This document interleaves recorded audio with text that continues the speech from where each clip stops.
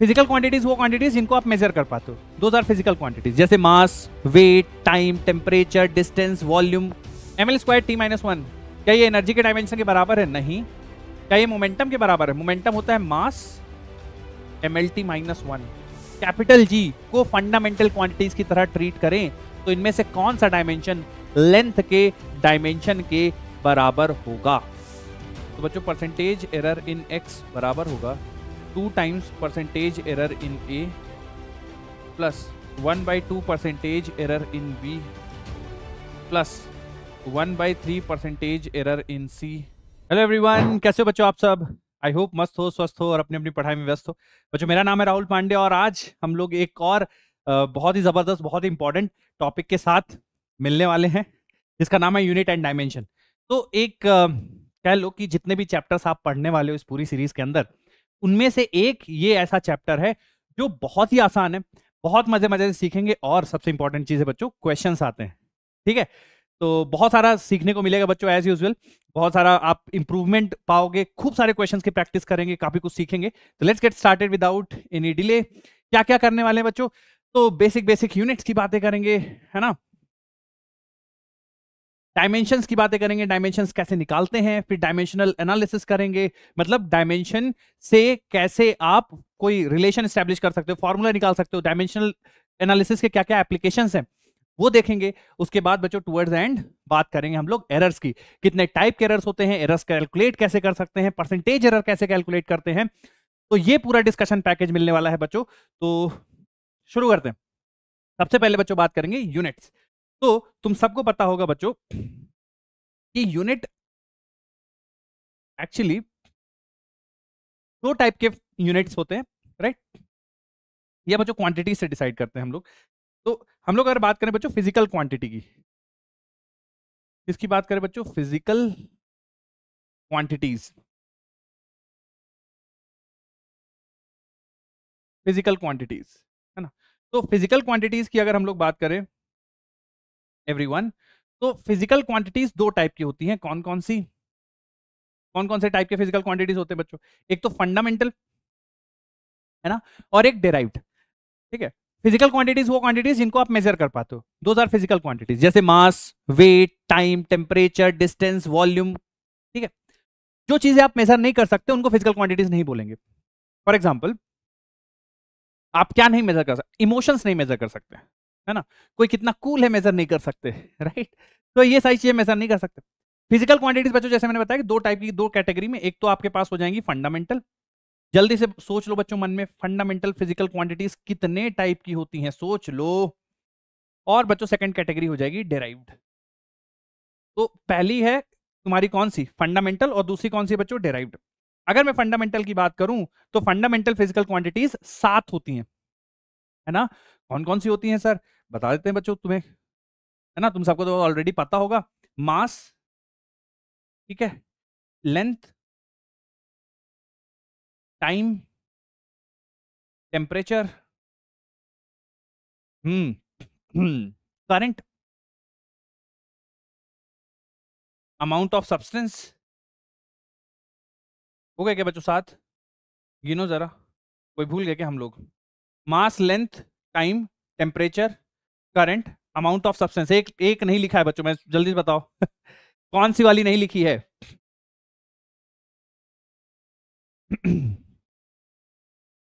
एक, दो, तीन, चार, पांच, छह। एक कौन सी नहीं लिखी है हम लोगों ने? Mass, length, time, temperature, current, amount of substance. चलो ठीक है, याद आ जाएगी थोड़ी देर बाद। अच्छा, अगर अब बच्चों इनके यूनिट्स की बात की जाए, है ना, डेराइव्ड क्वांटिटीज क्या है?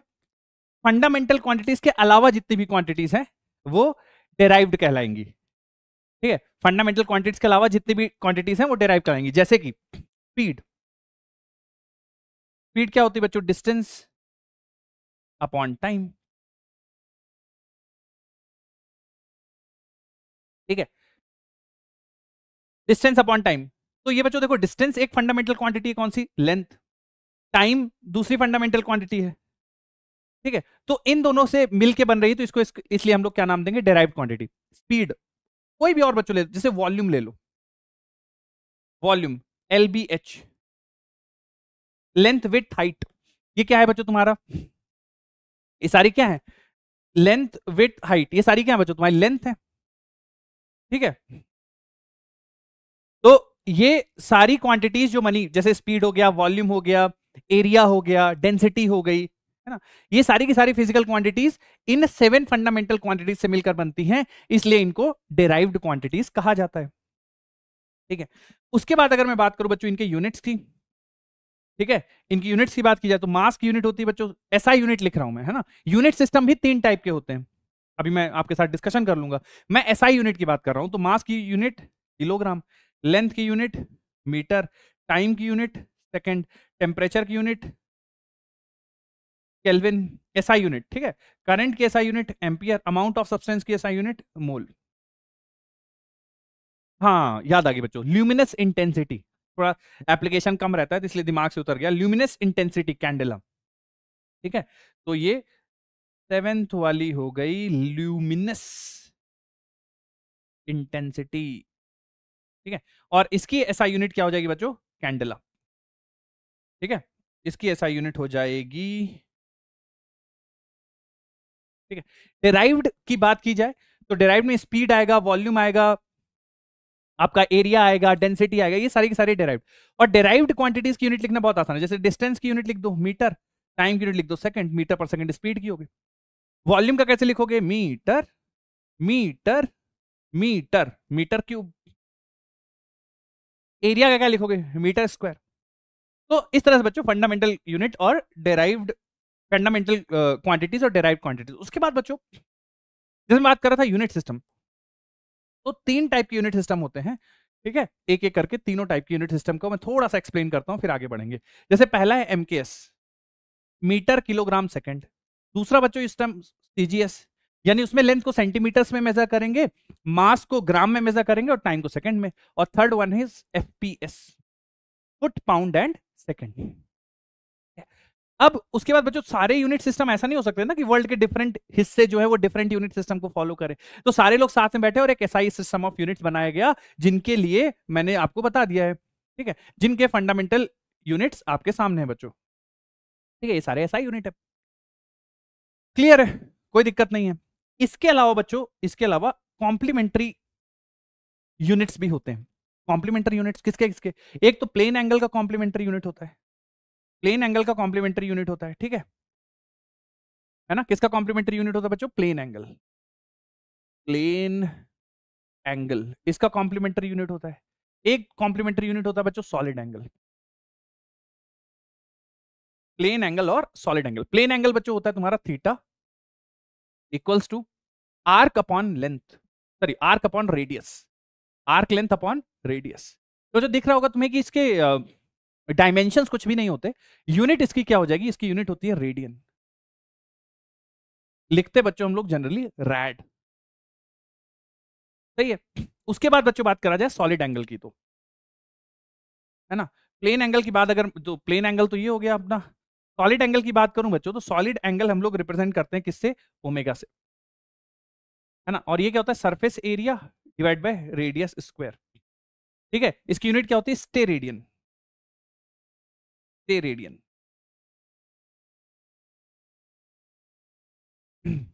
ठीक है। तो ये तुम्हारी दो कॉम्प्लीमेंट्री यूनिट्स हो गई। उसके बाद बच्चों आई होप तुम लोग को पता होगा, नहीं पता है तो हमेशा ध्यान रखना, जैसे लास्ट मैंने आपको बेसिक मैथ्स में भी पढ़ाया होगा, नहीं पता है तो फिर से मैं बता देता हूं, radian is SI unit, degree SI unit नहीं है। तो कई बार आपको रेडियन से डिग्री, डिग्री से रेडियन कन्वर्जन भी जरूरी होता है।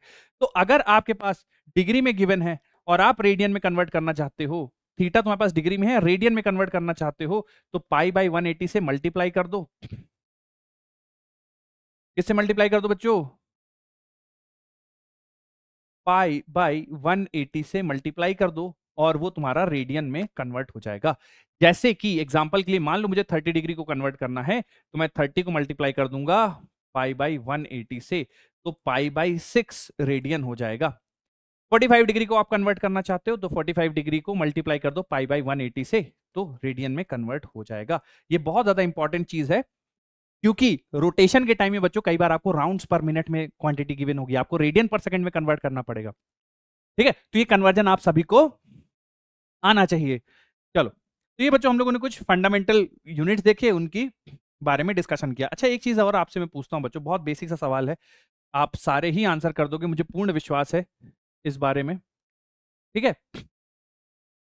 क्वेश्चन ये है, इनमें से कौन सी, which of the following, question है which of the following, question है which of the following, which of the following is not a fundamental quantity, which of the following is not a fundamental quantity, which of the following is not a fundamental quantity? Options बच्चों आपके पास हैं। Option number 1 electric current, option number 2 electric charge, option number 3 time, या फिर option number 4 temperature. चूंकि इसमें कुछ solve नहीं करना है बच्चों, आप सभी ने अभी तक आंसर सोच लिया होगा। जिन लोगों ने आंसर सोच लिया है इलेक्ट्रिक करंट, वो बिल्कुल बिल्कुल भी गलत जवाब है बच्चों, क्योंकि इसमें पूछा है नॉट अ फंडामेंटल क्वांटिटी, तो charge is not a fundamental quantity, electric charge is not a fundamental quantity, याद रखना बच्चों। आई होप सबका सही होगा। अगला एक और बच्चों इसी से रिलेटेड बहुत बेसिक सा सवाल, तुम लोगों ने आंसर आई होप सबने सोच लिया होगा। ठीक है,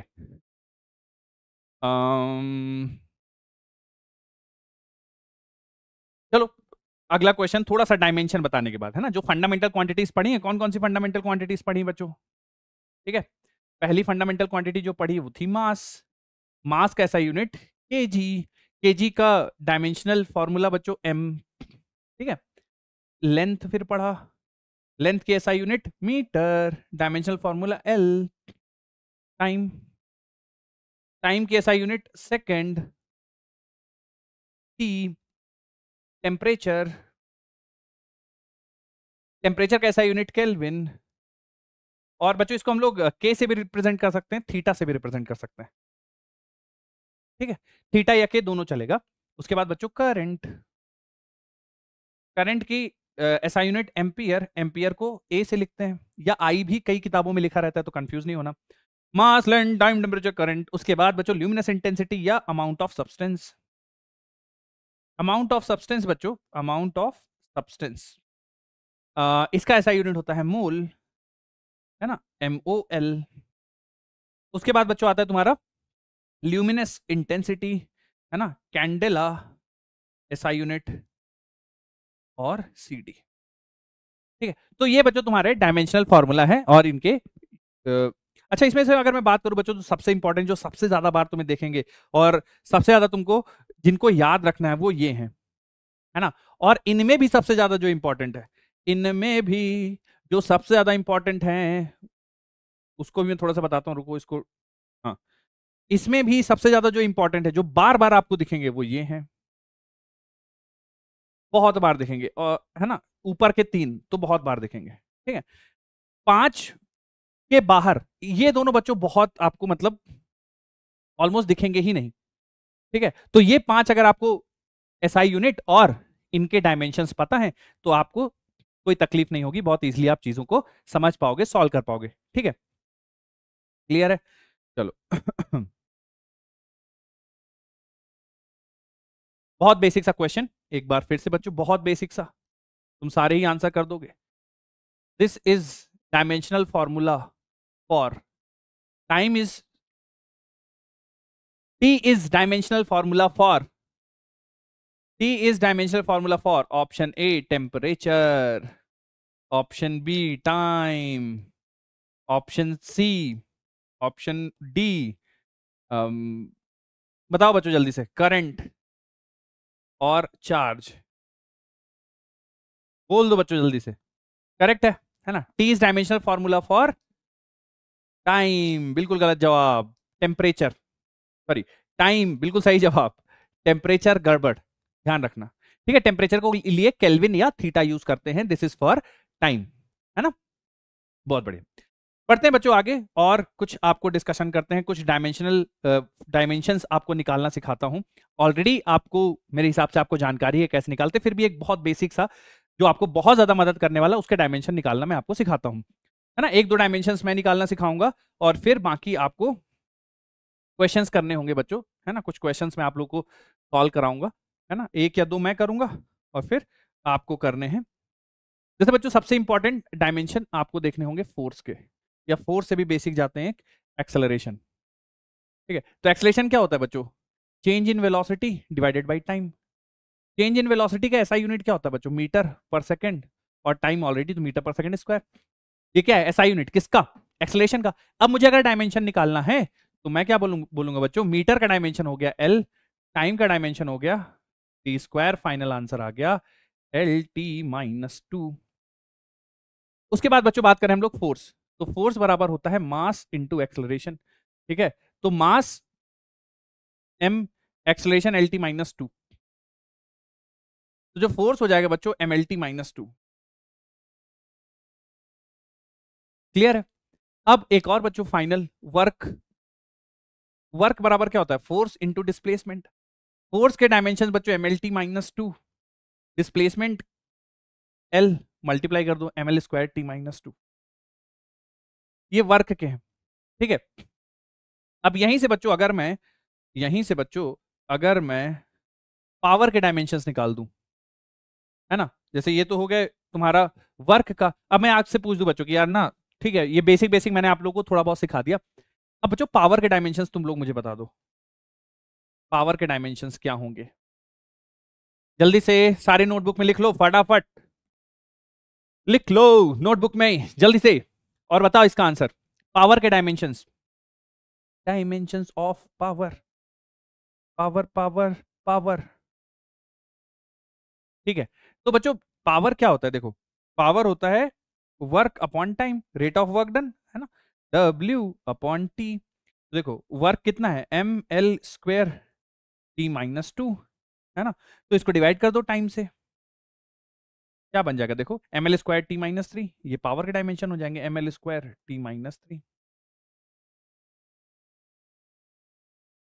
डेंसिटी के निकालना चाहो, बताओ बच्चों डेंसिटी के, सारे लिख लो डेंसिटी के डायमेंशंस, मैं लिख रहा हूं मैच करेंगे, लिख लो डेंसिटी के डायमेंशंस और बता दो। सर डेंसिटी होता है मास अपॉन वॉल्यूम, सही बात है, किलोग्राम पर metre cube, ml minus three, यही आंसर है, ml माइनस थ्री, यही आंसर है ml माइनस थ्री ही आंसर है। चलो बहुत बढ़िया बच्चों, आई होप तुम सारे सीख गए होगे। अब मैं आप लोगों को कुछ डायमेंशन निकालने के लिए दे रहा हूं, आपको वो डायमेंशंस निकालने हैं। चलो एक बच्चों यूनिट पे बेस्ड क्वेश्चन। अच्छा इसमें चलो आप लोग एक बार देख लो, which of the following is not a unit of time? इनमें से कौन सी क्वांटिटी है जो टाइम की यूनिट नहीं है? Not, which of the following is not a unit of time?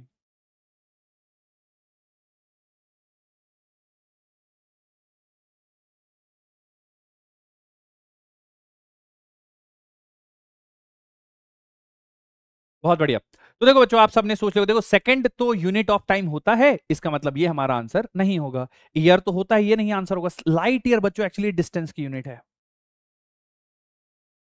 तो ये यूनिट टाइम की नहीं है, मतलब ये हमारा आंसर होगा। उसके साथ साथ बच्चों पारसेक भी टाइम की यूनिट नहीं है, लगता है देख के नहीं है।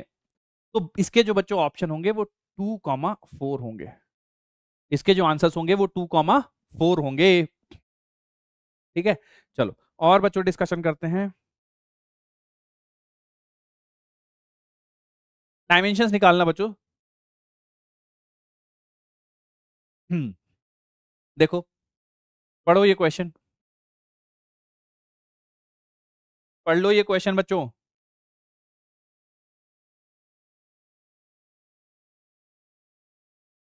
क्या कह रहा है क्वेश्चन में? देखो क्या कह रहा है क्वेश्चन में, देख लो।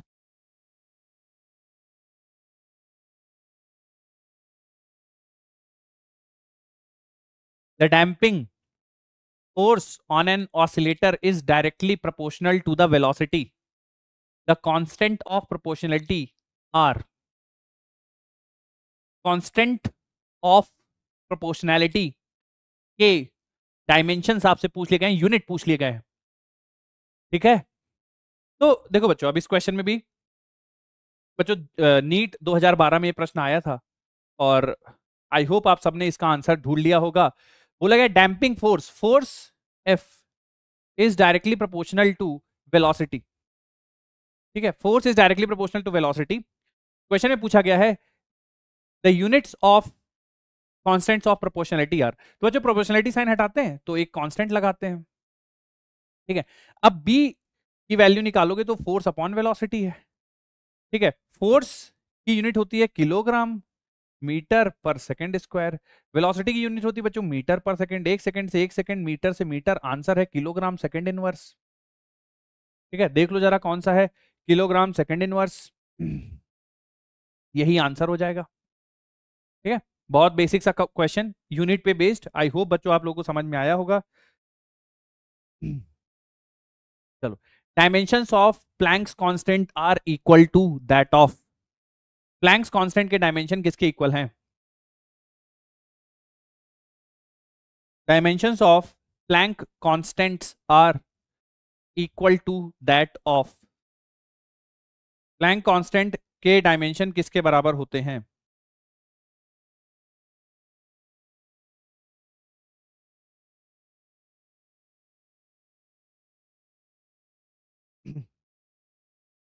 प्लैंक कांस्टेंट के डायमेंशंस किसके बराबर होते हैं?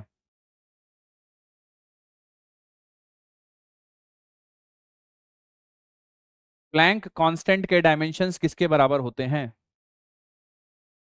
बहुत बढ़िया। देखो बच्चों, जब जैसे कोई भी आप चीज अगर एनर्जी से रिलेट कर पाते हो ना तो बहुत बढ़िया है। जैसे कि एनर्जी E बराबर H इंटू एफ, ठीक है। अब प्लैंक्स कांस्टेंट H बराबर क्या होगा? Energy upon frequency. तो बच्चों एनर्जी के डायमेंशंस क्या होते हैं? एनर्जी के डायमेंशन बच्चों वर्क के डायमेंशन के बराबर होते हैं, ml² t-2, और फ्रीक्वेंसी के डायमेंशन होते हैं t-1। मेरी बात बच्चों जरा ध्यान से सुनना, एनर्जी के डायमेंशन, अब वो कोई भी एनर्जी हो, वो लाइट एनर्जी हो, न्यूक्लियर एनर्जी हो, थर्मल एनर्जी हो, हीट एनर्जी हो, लाइट एनर्जी हो, काइनेटिक एनर्जी हो, पोटेंशियल एनर्जी हो, कोई भी एनर्जी हो, सब ml² t-2 और वर्क के डायमेंशन बराबर होंगे, किसी भी फॉर्म की एनर्जी। अब देखो ये बन गया, अब इसको सिंप्लीफाई कर दो तो देखो ml² t-2 है, ऊपर जाएगा +1 तो t-1 बच जाएगा। ml² t-1 क्या ये एनर्जी के डायमेंशन के बराबर है? नहीं। क्या ये मोमेंटम के बराबर है? मोमेंटम होता है मास mlt-1, मास इंटू वेलोसिटी, नहीं। मोमेंटम के बराबर नहीं है।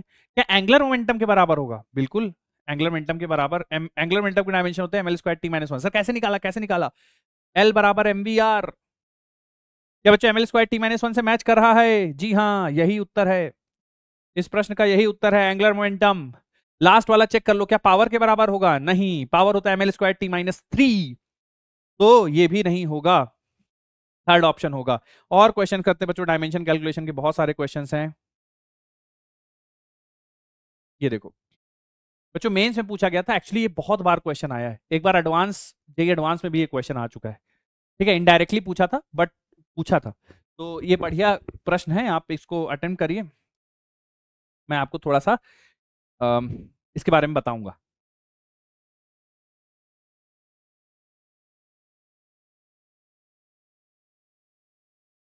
बहुत सारे बच्चों को ये डायरेक्ट याद होगा, तो उनका तो कोई बात ही नहीं है ना, आपको तो कोई दिक्कत ही नहीं बच्चों, आप इजीली कर पाओगे। बट जिनको नहीं याद है उनको इस प्रश्न से बहुत मदद मिलने वाली है। क्यों मिलने वाली है इस प्रश्न से आपको मदद? क्योंकि ये बहुत बार पूछा जा चुका है बच्चों, ठीक है, बहुत बार पूछा जा चुका है। अच्छा, तो एक्चुअली बच्चों जो स्पीड ऑफ लाइट होता है ना, वो बराबर होता है 1/√ऑफ μ0 ε0। तो ये बच्चों एक्चुअली सी का ही फॉर्मूला लिखा हुआ है, सी बराबर हो जाएगा ना μ0 ε0 के पावर -1/2, यही तो लिखा हुआ है। इसका मतलब ये बच्चों ये स्पीड ऑफ लाइट है, स्पीड ऑफ लाइट मतलब स्पीड, स्पीड के dimension L T minus one, खत्म, L T minus one, third option. जिन लोगों का सही था बहुत बढ़िया, जिन लोगों का गलत है बच्चों आज के बाद याद रखना, अब इसको कभी मत गलत करना। अगला क्वेश्चन ये रहा, 2010 में पूछा गया था, 2010 में पूछा गया था। अगर आप 11वीं के बच्चे होते तो मैं इसमें आपकी मदद करता, लेकिन उम्मीद है तुम सब इसका खोज लोगे, ये फॉर्मूला तुम्हें याद होगा। नहीं याद है तो बच्चों आज के बाद याद रखना, इसको मैं बताऊंगा अभी, आप लोग थोड़ा सा अटेम्प्ट कर लो इसको, इंपॉर्टेंट। इसी का एक भाई भी है, वो भी हम लोग देखेंगे, इसका एक भाई भी है, वो भी हम लोग देखेंगे।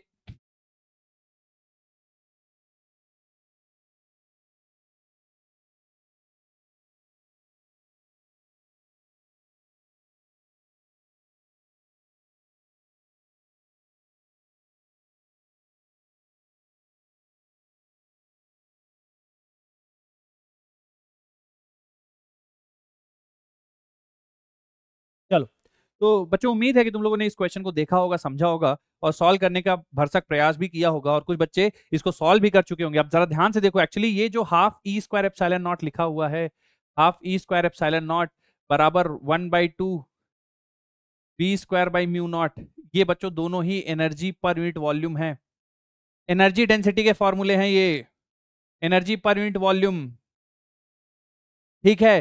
तो एनर्जी पर यूनिट वॉल्यूम क्या होगा, मतलब एनर्जी के डायमेंशन डिवाइड बाय वॉल्यूम के डायमेंशन। एनर्जी के डायमेंशन क्या होते हैं, M L square T minus two, और वॉल्यूम के डायमेंशन क्या होंगे, एल क्यूब। तो बच्चों यहाँ से एल स्क्वायर से ये कैंसिल हो जाएगा, और जो फाइनल डायमेंशन आएंगे वो एम एल माइनस वन और टी माइनस टू।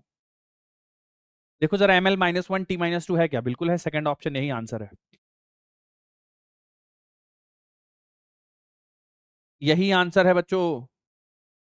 और करते हैं बच्चों डायमेंशन के क्वेश्चन, बहुत सारे डायमेंशन की प्रैक्टिस करने वाले हैं, फिर आपको थोड़ा सा असर्शन रीजन भी मैं कराऊंगा, लेकिन उससे पहले थोड़ा सा और हम लोग देखते हैं कुछ डायमेंशन के क्वेश्चन सॉल्व कर सकते हैं क्या, है ना, नहीं तो फिर और कुछ क्वेश्चंस करते हैं।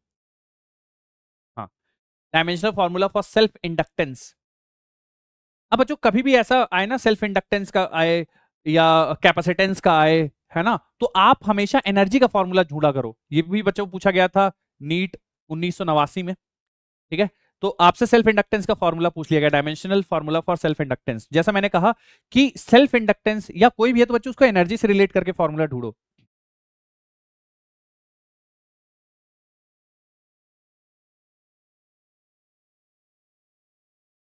बहुत सारे बच्चों ने सॉल्व कर भी लिया होगा, आंसर्स भी आ गए होंगे। चलो देखते हैं बच्चों इसको। तो आप जरा ध्यान से सुनो, डायमेंशनल फॉर्मूला हमें निकालना है, किसका निकालना है, सेल्फ इंडक्टेंस का। सेल्फ इंडक्टेंस का डायमेंशनल फॉर्मूला तो बच्चों एनर्जी स्टोर्ड इन इंडक्टर कितना होता है, हाफ एल आई स्क्वायर, यही होता है ना सेल्फ इंडक्टेंस का formula, half L I square, ठीक है। तो एल का फॉर्मूला निकालोगे तो ये बन जाएगा energy store divide by current square, ठीक है। अब एनर्जी स्टोर्ड क्या होगा, M L square T minus two divided by current का स्क्वायर, करंट बच्चों यानी आई, आई मतलब ए का स्क्वायर। तो जो फाइनल फॉर्मूला बनेगा बच्चों सेल्फ इंडक्टेंस का, वो बनेगा M L square A minus two T minus two, M L square A minus two T minus two, ये फॉर्मूला बन जाएगा किसका, इंडक्टेंस का, M L square A minus two T minus two, यही बच्चों थर्ड वाला करेक्ट है, ठीक है। काफी सारे बच्चों हम लोग डायमेंशनल एनालिसिस वाले क्वेश्चन की प्रैक्टिस करी, एक और कर लेते हैं बच्चों, डायमेंशंस और देखते हैं। Dimensions of ohm are same as, इनमें से कौन से डायमेंशंस ओम के हैं,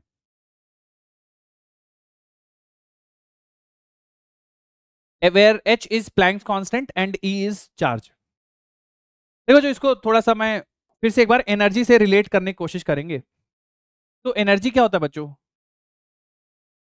जैसे एनर्जी और ओम का रिलेशन, मतलब एनर्जी और रेजिस्टेंस का रिलेशन क्या होता है, आई स्क्वायर आर टी, ठीक है, यही होता है। और एनर्जी के फॉर्मूले, डायमेंशन फॉर्मूला किसके बराबर होता है? एच अपॉन एफ के भी बराबर होता है। सॉरी, एच अपॉन नहीं, एच इंटू एफ के बराबर भी होता है। ठीक है, तो जो ओम है, अगर यहां से मैं उसको अकेला छोड़ दूं, बाकी सब इधर लिख दूं, H F divided by I square T. ठीक है, तो ये डायमेंशंस जो होंगे वो किसके बराबर हो जाएंगे? ओम के। बच्चों करंट क्या होता है? D Q by D T, यानी चार्ज अपॉन टाइम, यही तो होता है। तो आई स्क्वायर बराबर क्या हो जाएगा? आई स्क्वायर बराबर क्या हो जाएगा? E square by T square. रख दो यहां पे, तो हो जाएगा एच एफ, और ये बन जाएगा बच्चों, आई स्क्वायर रख दूंगा, E square by T square, और एक टी पहले से है तो ये कैंसिल हो जाएगा। ठीक है, फ्रीक्वेंसी बच्चों 1/सेकंड होता है ना। फ्रीक्वेंसी भी क्या होता है? फ्रीक्वेंसी क्या होता है? फ्रीक्वेंसी क्या होता है बच्चों? 1/t होता है ना frequency.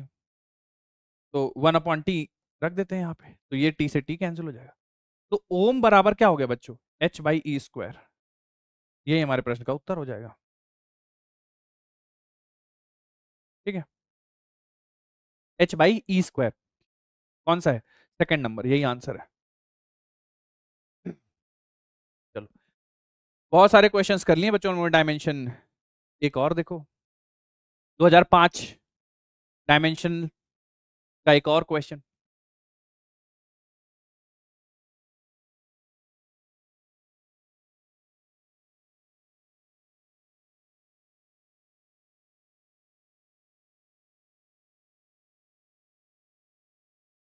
Ratio of dimensions of Planck's constant that of moment of inertia is the dimension of.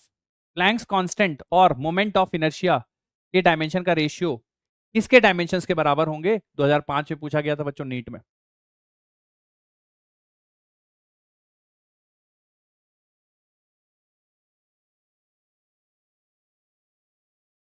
इनका रेशियो किसके बराबर होगा बच्चों, बताना है आपको।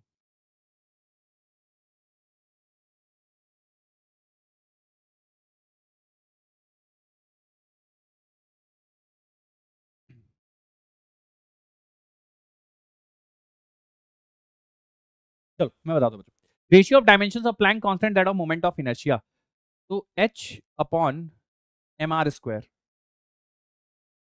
यही पूछा गया बच्चों। अच्छा, E यानी एक बार फिर से एनर्जी से रिलेट कर रहे हैं, देख रहे हो, एच एफ, तो H बराबर E बाई एफ, तो E बाई एफ, और एम आर स्क्वायर पहले से ही है, सबके डायमेंशंस लिख देते हैं। तो एनर्जी के dimension M L square T minus two है। ठीक है, उसको डिवाइड कर देंगे किससे? फ्रीक्वेंसी, फ्रीक्वेंसी कितना है बच्चों? टी माइनस वन है, और ये कितना हो जाएगा? एम एल स्क्वायर हो जाएगा। सही है, जो जो कैंसिल हो रहा है कैंसिल कर दो, जो जो कट सकता है, M L square M L square, क्या बचता है बच्चों? देखो, टी माइनस वन, और टी माइनस वन किसके डायमेंशन है बच्चों? ये माइनस वन ऊपर जाएगा तो plus one, T minus two T minus one, ये किसके डायमेंशन है बच्चों? फ्रीक्वेंसी, यही आंसर हो जाएगा। तो ratio of Planck's constant to moment of inertia वो फ्रीक्वेंसी के बराबर होगा, यही आपका आंसर हो जाएगा। तो बच्चों ये सारी प्रैक्टिस करा के बस आपको मैं ये एहसास दिलाना चाह रहा हूं, ये बहुत डुएबल चैप्टर है, अगर उसमें थोड़ी सी मेहनत की जा सकती है तो प्रॉपर आप इसमें से नंबर्स आपको मिल सकते हैं, मार्क्स मिल सकते हैं। अब जैसे यही क्वेश्चन देख लो बच्चों, कर्नाटका नीट 2013 पूछ लिया है आपसे, pair of quantities having same dimensions, इसमें से कौन सी क्वांटिटीज हैं जिनके डायमेंशंस सेम है? इनमें से कौन सी बच्चों दो मतलब पेयर्स लिखे हुए हैं, इस पेयर में दोनों क्वांटिटीज के डायमेंशनल फॉर्मूला सेम है, आपसे पूछ लिया गया है, स्ट्रेट फॉरवर्ड।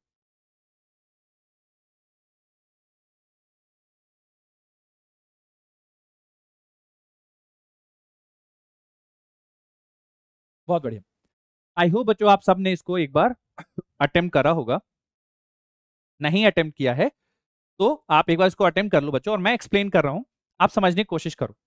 ठीक है, मैं इस क्वेश्चन को एक्सप्लेन कर रहा हूं, आप समझने की कोशिश करो। इंपल्स एंड सरफेस टेंशन, तो इंपल्स चेंज इन मोमेंटम, मतलब इंपल्स के डायमेंशन मोमेंटम के डायमेंशन के बराबर होंगे, यानी वो बराबर होगा बच्चों M L T minus one, M L T minus one, ये तो इंपल्स हो गया। सरफेस टेंशन फोर्स पर unit length, force mlt minus two पर यूनिट लेंथ, तो बच्चों एल आपको हटाना पड़ेगा, तो mt माइनस टू हो जाएगा, mt माइनस, इनके तो अलग है, इसका मतलब ये आंसर नहीं हो सकता। वर्क के डायमेंशन बच्चों बहुत इंपॉर्टेंट है, क्योंकि वो एनर्जी भी होता है ना, और बहुत ज्यादा यूटिलिटी है, तो मुझे याद है ml square T minus to, आपको भी याद रहे तो बहुत हेल्पफुल होगा। एंगुलर मोमेंटम बच्चों mvr, तो mv और r मतलब ये, अरे दोनों के तो सेम आ गए, एंगुलर मोमेंटम mvr और वर्क तो ये बच्चों सेम है, इसका मतलब यही आंसर होगा, क्योंकि सेम है। फिर भी कर लेते हैं, ml टी माइनस वन, अच्छा वर्क और टॉर्क, वर्क के dimension ml square T minus to, torque r into F, बच्चों ये भी ml square T minus to, मुझे तो यहाँ पे दो पेयर्स लग रहे बच्चों, इसके भी सेम है, अच्छा इसके इसके नहीं सेम है ना, ये ml square T minus two है, ये ml square T minus one है, अरे भैया ये आंसर नहीं होगा, ओ हो, ये नहीं होगा, यही आंसर होगा, third one. Fourth, Young's modulus and energy, तो यंग्स मॉडुलस के डायमेंशन स्ट्रेस के बराबर होते हैं, क्योंकि बच्चों यंग्स मॉडुलस बराबर क्या होता है, स्ट्रेस, है ना, डिवाइड बाय स्ट्रेन, तुम्हें सबको पता है कि स्ट्रेन तो एक डायमेंशनलेस क्वांटिटी है, यूनिटलेस डायमेंशनलेस, ठीक है, तो स्ट्रेन तो है नहीं, तो यंग्स मॉडुलस स्ट्रेस के होंगे, स्ट्रेस क्या होगा, mlt माइनस टू, ये फोर्स डिवाइड बाय एरिया, ठीक है, तो ये बच्चों ml minus one T minus to, energy ml square T minus to, बच्चों ये तो बिल्कुल मैच नहीं कर रहे हैं, ठीक है, एनर्जी तो ये दोनों मैच नहीं कर रहे, यानी ये भी आंसर नहीं होगा, ये भी आंसर नहीं होगा, थर्ड वन हमारा आंसर होगा, क्योंकि उस पेयर में दोनों क्वांटिटीज के डायमेंशंस मैच कर रहे हैं। पढ़ते हैं आगे, देखते हैं और कुछ कर सकते हैं क्या, एक और बच्चों, unit of thermal conductivity is, unit of thermal conductivity is, तो बच्चों अगर आपको थर्मल कंडक्शन का फॉर्मूला याद है, हीट करंट का फॉर्मूला याद है, तो फिर आपको क्वेश्चन में कोई भी तकलीफ नहीं होने वाली है, नहीं याद है तो फिर हाँ समस्या हो सकती है। चलो कुछ सेकंड्स बच्चों मैं वेट करता हूं, तब तक तुम लोग फटाफट से इसका आंसर लिख लो, परेशानी वाली बात बिल्कुल नहीं है बच्चों,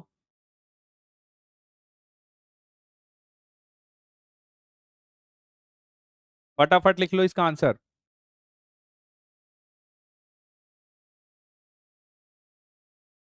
बहुत बढ़िया, तो बच्चों उम्मीद है कि तुम सबने लिख लिया होगा, जो लोग नहीं लिख पाए हैं, जो लोग नहीं कर पाए हैं, मैं समझाता हूं, जरा ध्यान सुनना।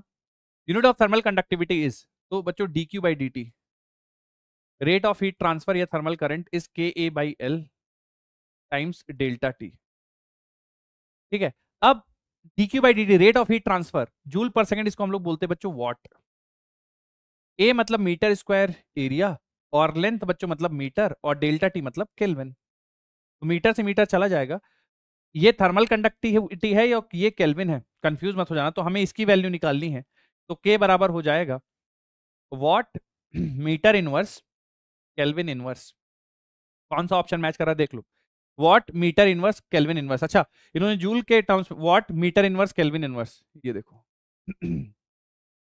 अगर जूल के इनवर्स टाइम में भी फॉर्म में लिखना चाहें, तो जो वॉट होता है जूल पर सेकंड, तो joule second inverse metre inverse kelvin inverse, joule metre inverse kelvin inverse गड़बड़ है, joule metre kelvin inverse seconds तो है ही नहीं, है ना, तो वो दोनों गलत हो जाएंगे, तो ये आप इस तरह से बच्चों यूनिट निकाल सकते हो थर्मल कंडक्टिविटी की।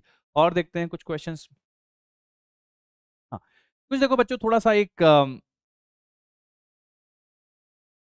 कुछ बेसिक अंडरस्टैंडिंग वाले कुछ क्वेश्चंस करते हैं बच्चों, जो कि थोड़ा सा आपको इंपॉर्टेंट है, जैसे कि ये देखो, अ यूनिटलेस क्वांटिटी, कोई क्वांटिटी जिसके पास यूनिट नहीं है, may have dimension non zero dimension, always has a non zero dimension, never has a non zero dimension, does not exist, एक क्वांटिटी जिसके पास यूनिट नहीं है, उसके लिए इनमें से कौन सा स्टेटमेंट सही होगा। तो बच्चों देखो जरा ध्यान से, एक यूनिटलेस क्वांटिटी, जैसे मैं एग्जांपल के लिए लेता हूं बच्चों, स्ट्रेन, स्ट्रेन आपको पता है क्या, है ना, change in length over original length, क्या इसकी कोई यूनिट होगी, नहीं, राइट, क्या इसका कोई डायमेंशन होगा, नहीं, तो इसके बच्चों कोई डायमेंशंस भी नहीं होते हैं, इसके कोई डायमेंशंस भी नहीं होते हैं, नो डायमेंशंस, ठीक है, तो एक unitless quantity may have a non zero dimension, बिल्कुल गलत है। अगर यूनिट नहीं है तो डायमेंशन नहीं होगा। Never has a non zero dimension सही है, डज नॉट एग्जिस्ट ये गलत है क्योंकि एग्जिस्ट करती है। Always has a non zero ये भी गलत है। ठीक है, पढ़ते हैं आगे, करते हैं। ये देखो एक और, अ डायमेंशनलेस क्वांटिटी, एक क्वांटिटी जिसके पास डायमेंशन नहीं है, उसके लिए इनमें से कौन सी बात सही है? May have a unit, never has a unit, always has a unit, does not exist.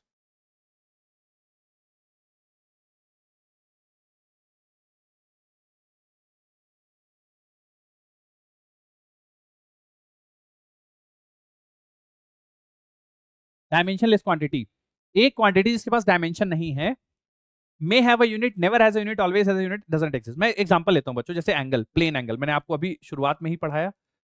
ठीक है, किसके बारे में बच्चों? इस प्लेन एंगल के बारे में अभी शुरुआत में ही पढ़ाया मैंने आपको। प्लेन एंगल बराबर क्या होता है? Arc length upon radius. क्या कोई डायमेंशन है? नहीं। लेकिन बच्चों इसका हम लोगों ने यूनिट पढ़ा है, मुझे बताओ जरा इसका ऐसा यूनिट क्या होती है? Radian. Same goes with plane angle, plane angle के भी कोई डायमेंशन नहीं होती लेकिन यूनिट होती है।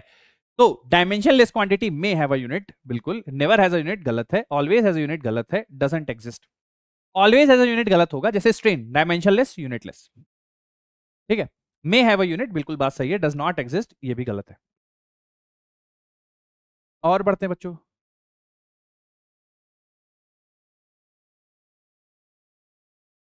ठीक है, आगे का डिस्कशन करने से पहले कुछ बच्चों इंपॉर्टेंट पॉइंट्स पढ़ते हैं और फिर डिस्कशन कंटिन्यू करेंगे। क्या इंपॉर्टेंट पॉइंट है?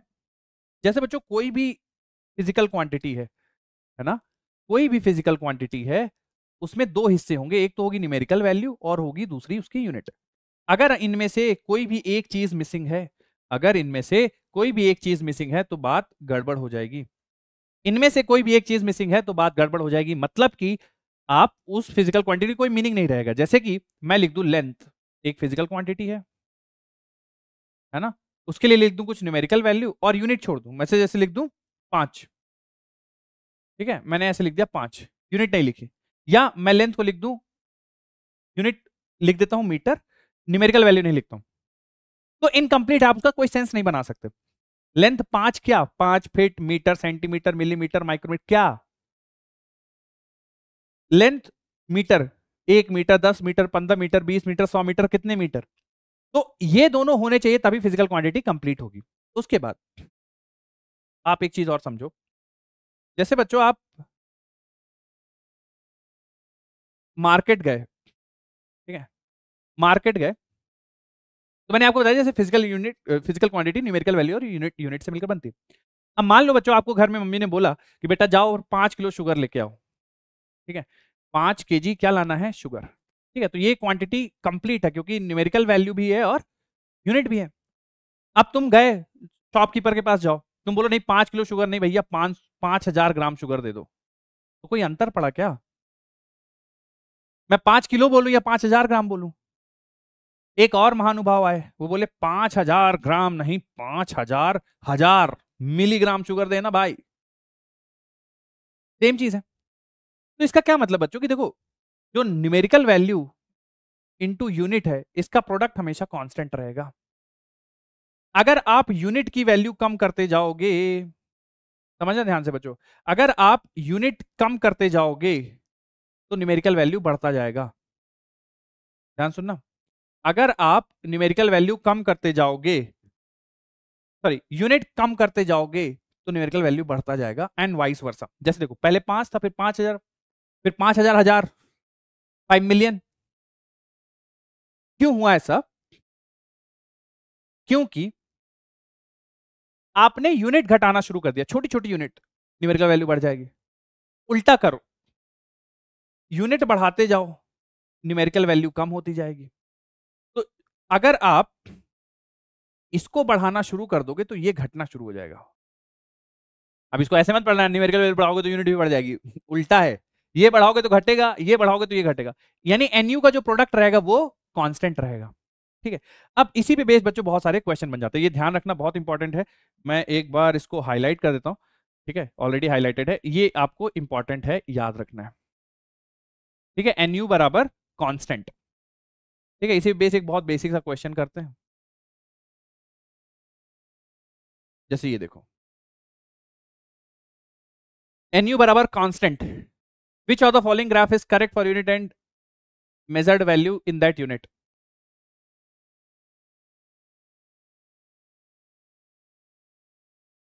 NU बराबर कांस्टेंट, इनमें से कौन सा ग्राफ सही है।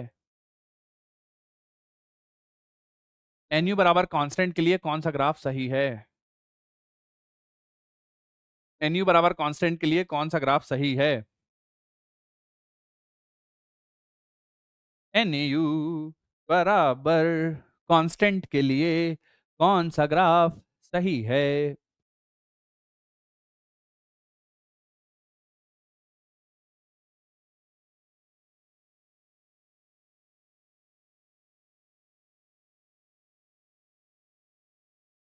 ठीक है, तो बच्चों देखो, एन पहले ग्राफ की बात करें, जैसे जैसे यू बढ़ाओगे एन घटेगा, बिल्कुल सही है यार, ये तो होता है ना एक्स वाई बराबर कांस्टेंट, है ना, Y inversely proportional to X hyperbolic curve, बिल्कुल सही है ये तो।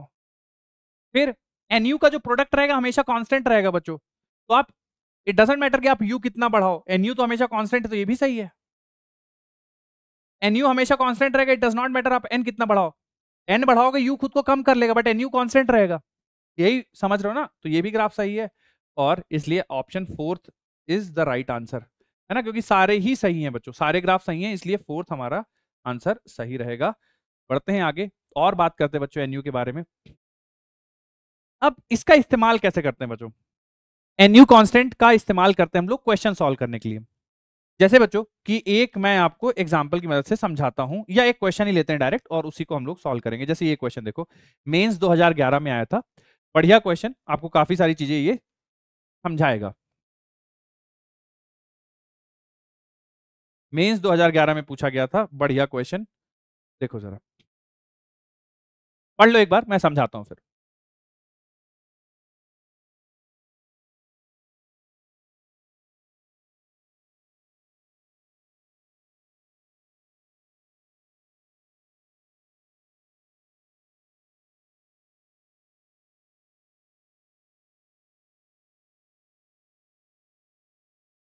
हाँ, जैसे इस क्वेश्चन को देखो बच्चों, क्वेश्चन में क्या कहा गया है, density of a material in CGS system of unit is 4 ग्राम पर centimetre cube, in a system of units in which unit of length is 10 centimeter and unit of mass is 100 gram, the value of density of material will be। चलो, उम्मीद करता हूं बच्चों आप सबने एक बार attempt कर लिया होगा, है ना। देखो अब बाकी आप समझने की थोड़ा कोशिश करो। जैसे मैंने बताया बच्चों कि NU बराबर क्या रहेगा, कांस्टेंट रहेगा, ठीक बात है। तो ये बच्चों N है और ये U है, मैं इसको लिख देता हूं जैसे 4 और ये ग्राम पर सेंटीमीटर क्यूब, ठीक है। अब इसको मुझे नए यूनिट में कन्वर्ट करना है, जहां पे unit of length 10 centimetre, unit of मास 100 ग्राम है, ठीक है। तो मुझे नहीं पता कि नया नंबर क्या होगा, नई न्यूमेरिकल वैल्यू क्या होगी, मान लेते हैं एक्स होगा, बट मुझे नया पता चल गया है कि नया मास जो है वो 100 ग्राम है, और जो नया लेंथ वाला है बच्चों वो कितना है, 10 सेंटीमीटर, तो सेंटीमीटर की जगह 10 सेंटीमीटर का क्यूब लिखेंगे। ग्राम था तो ग्राम एक्चुअली 100 ग्राम है, और सेंटीमीटर 10 सेंटीमीटर है, तो उसकी जगह बस ग्राम की जगह वो रख देंगे। तो यहां से दिख रहा होगा बच्चों कि ये तो कैंसिल हो जाएगा, नीचे देखो 4 डिवाइड बाय सेंटीमीटर क्यूब, ये बराबर हो जाएगा x divided by x into 100 divide by 1000 centimetre cube. तो यहां से बच्चों 2 जीरोस चले जाएंगे, ठीक है, सेंटीमीटर क्यूब कैंसिल हो जाएगा, x की वैल्यू आ जाएगी 40, ये आंसर आ जाएगा, ठीक है, x की वैल्यू 40, यही आंसर आएगा, थर्ड ऑप्शन हमारा सही हो जाएगा, ठीक है, क्लियर है, बढ़िया। बढ़ते बच्चों आगे और इस पे एनयू पे एक क्वेश्चन करते हैं। तो जैसे मैंने आपको ये समझाया सेम डिट्टो कॉपी है बच्चों, सारे सॉल्व करो और आंसर बताओ, बिल्कुल कॉपी है, कुछ भी डिफरेंस नहीं है, बिल्कुल कॉपी है, कुछ भी डिफरेंस नहीं है, आंसर बताओ। ये बच्चों न्यू सिस्टम 0 यूनिट नहीं है, न्यू सिस्टम ऑफ यूनिट है, कंफ्यूज मत हो जाना। न्यू सिस्टम ऑफ यूनिट में आपको बताना है।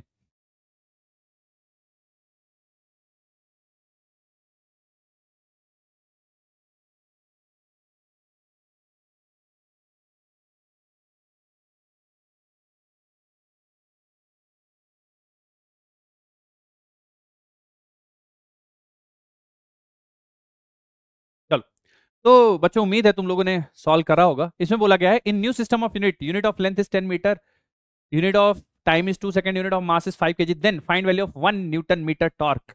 तो बच्चों एक बार फिर से लिख देंगे, एनयू बराबर है होता है सर कांस्टेंट। मैंने कहा बिल्कुल सही बात है बेटा।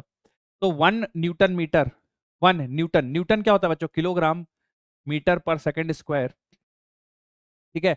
और उसमें फिर से मीटर से मल्टीप्लाई कर दो, तो ये न्यूटन मीटर लिखा हुआ है।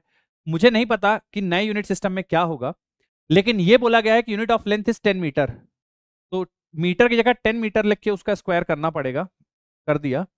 Unit of time is 2 second, तो सेकंड की जगह 2 सेकंड लिखना पड़ेगा, उसका स्क्वायर करना पड़ेगा, कर दिया।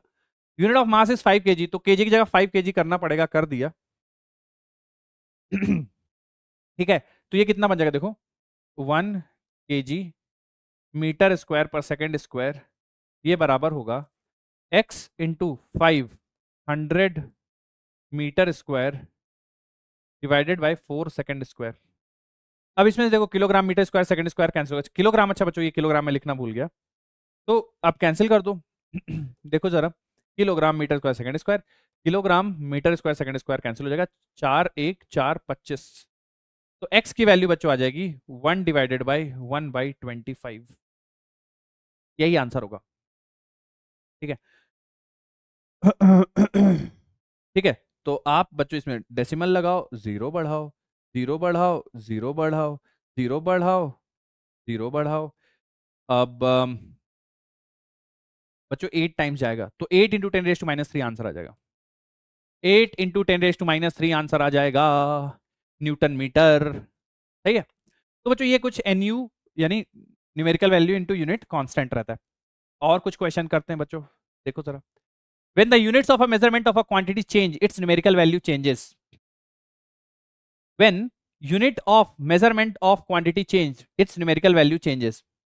Reason? Smaller the unit of measurement, smaller its numerical value. बच्चों nu बराबर कांस्टेंट से समझ में आता है कि अगर आप न्यूमेरिकल वैल्यू चेंज करेंगे, बढ़ाएं या घटाएं, उसी के अकॉर्डिंग यूनिट भी बढ़ेगी या घटेगी। सही बात है ना? सही बात है।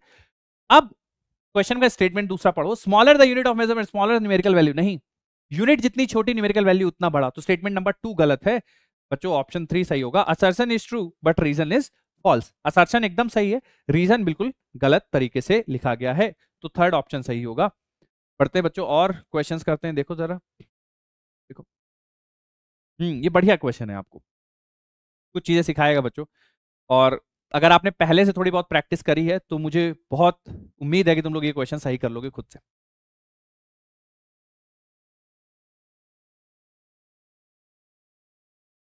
A dimensionally wrong or inconsistent equation must be wrong. एक इक्वेशन जो कि डायमेंशनली गलत है वो 100% गलत होनी ही चाहिए, ये असर्शन का कहना है। रीजन की बात करते हैं, a dimensionally correct equation is an exact और करेक्ट इक्वेशन।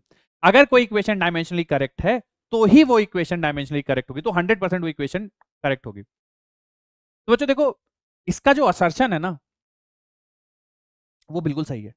अगर इक्वेशन डायमेंशनली गलत है तो 100% गलत होगी। असर्शन सही है बच्चों, ये स्टेटमेंट इसका एकदम ट्रू है, इसमें कोई संदेह नहीं है, इसमें कोई भी संदेह नहीं है, पहला स्टेटमेंट एकदम ट्रू है। दूसरे स्टेटमेंट की बात की जाए, dimensionally correct equation is actually correct, ये बच्चों गड़बड़ है। क्यों? जैसे मैं लिखूं time period of simple pendulum 2π√L/g, तो ये इक्वेशन डायमेंशनली करेक्ट है, फिजिकली भी करेक्ट है। लेकिन अगर मैं इसी इक्वेशन को ऐसे भी लिख दूं t बराबर √L/g, तो ये इक्वेशन डायमेंशनली करेक्ट है लेकिन फिजिकली करेक्ट नहीं है। 2π आपने हटा दिया, उससे डायमेंशन पे तो कोई फर्क नहीं पड़ेगा क्योंकि 2π का डायमेंशन में कोई रोल नहीं है, कांस्टेंट है, लेकिन फिजिकल वैल्यू चेंज हो जाएगी। इसलिए स्टेटमेंट नंबर 2 बिल्कुल फॉल्स है। तो assertion is true, reason is false. देख लो कौन सा है, A is true but reason is false, third option. पढ़ते हैं आगे, अगला क्वेश्चन फिर से असर्शन रीजन बेस्ड है। कर दो सॉल्व, बता दो आंसर।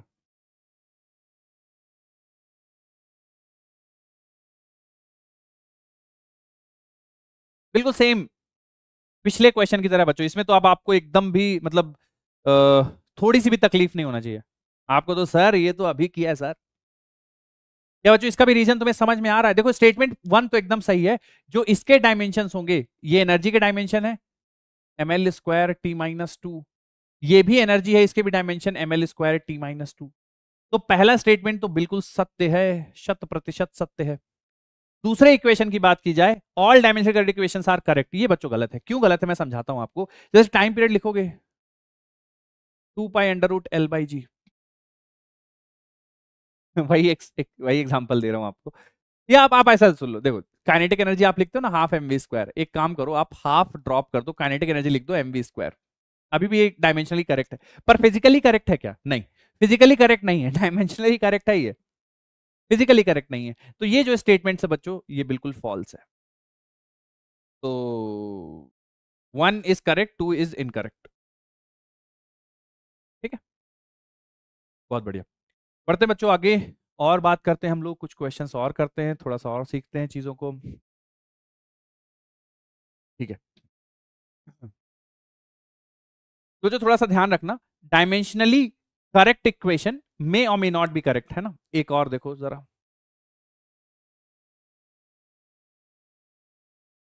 ये तो सीधे डायमेंशन निकालने के लिए आपको बोल दिया गया है।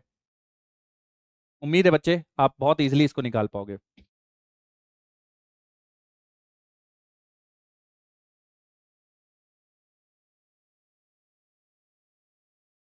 डायमेंशन निकालने के लिए बोल दिया गया है।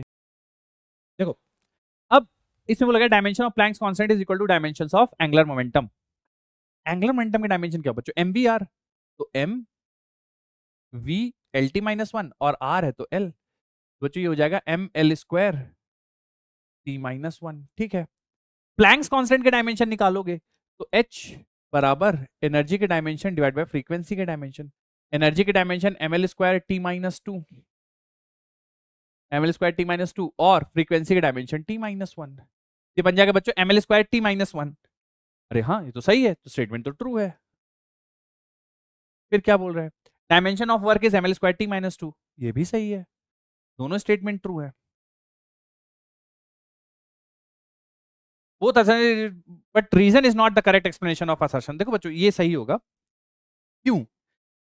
दोनों जैसे आप असर्शन रीजन क्वेश्चन में कभी फंसो ना, तो असर्शन पढ़ो और फिर बिकॉज करके रीजन पढ़ो। जैसे कि dimension of Planck's constant is equal to dimension of angular momentum because dimension of work is ml² T। तो आपको लग रहा है क्या सही? नहीं, वर्क के डायमेंशन ml² T-2 इसलिए वो दोनों बराबर है, सेंस नहीं बन रहा, राइट। तो दोनों स्टेटमेंट सही है लेकिन करेक्ट एक्सप्लेनेशन नहीं है। ओके ये बच्चों थोड़ा सा मैं आपको जानकारी देता हूं, उसके बाद हम ये क्वेश्चंस करेंगे। ठीक है, क्या जानकारी है सर? 1 मिनट रुक जाओ बस, बहुत इंपॉर्टेंट पॉइंट है, थोड़ा सा मैं आपको समझाता हूं, फिर इसके बाद ये क्वेश्चंस करेंगे। क्या जानकारी है सर? जानकारी ये है कि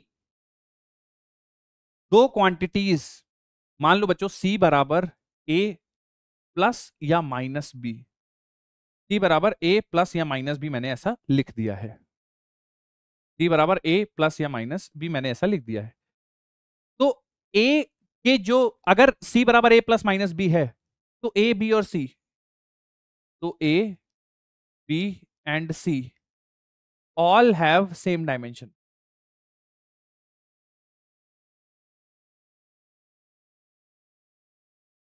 बच्चों एक चीज आपको समझना पड़ेगा कि अगर मुझे C मिल रहा है A और B को जोड़ के, तो A B और C तीनों के डायमेंशन सेम होंगे।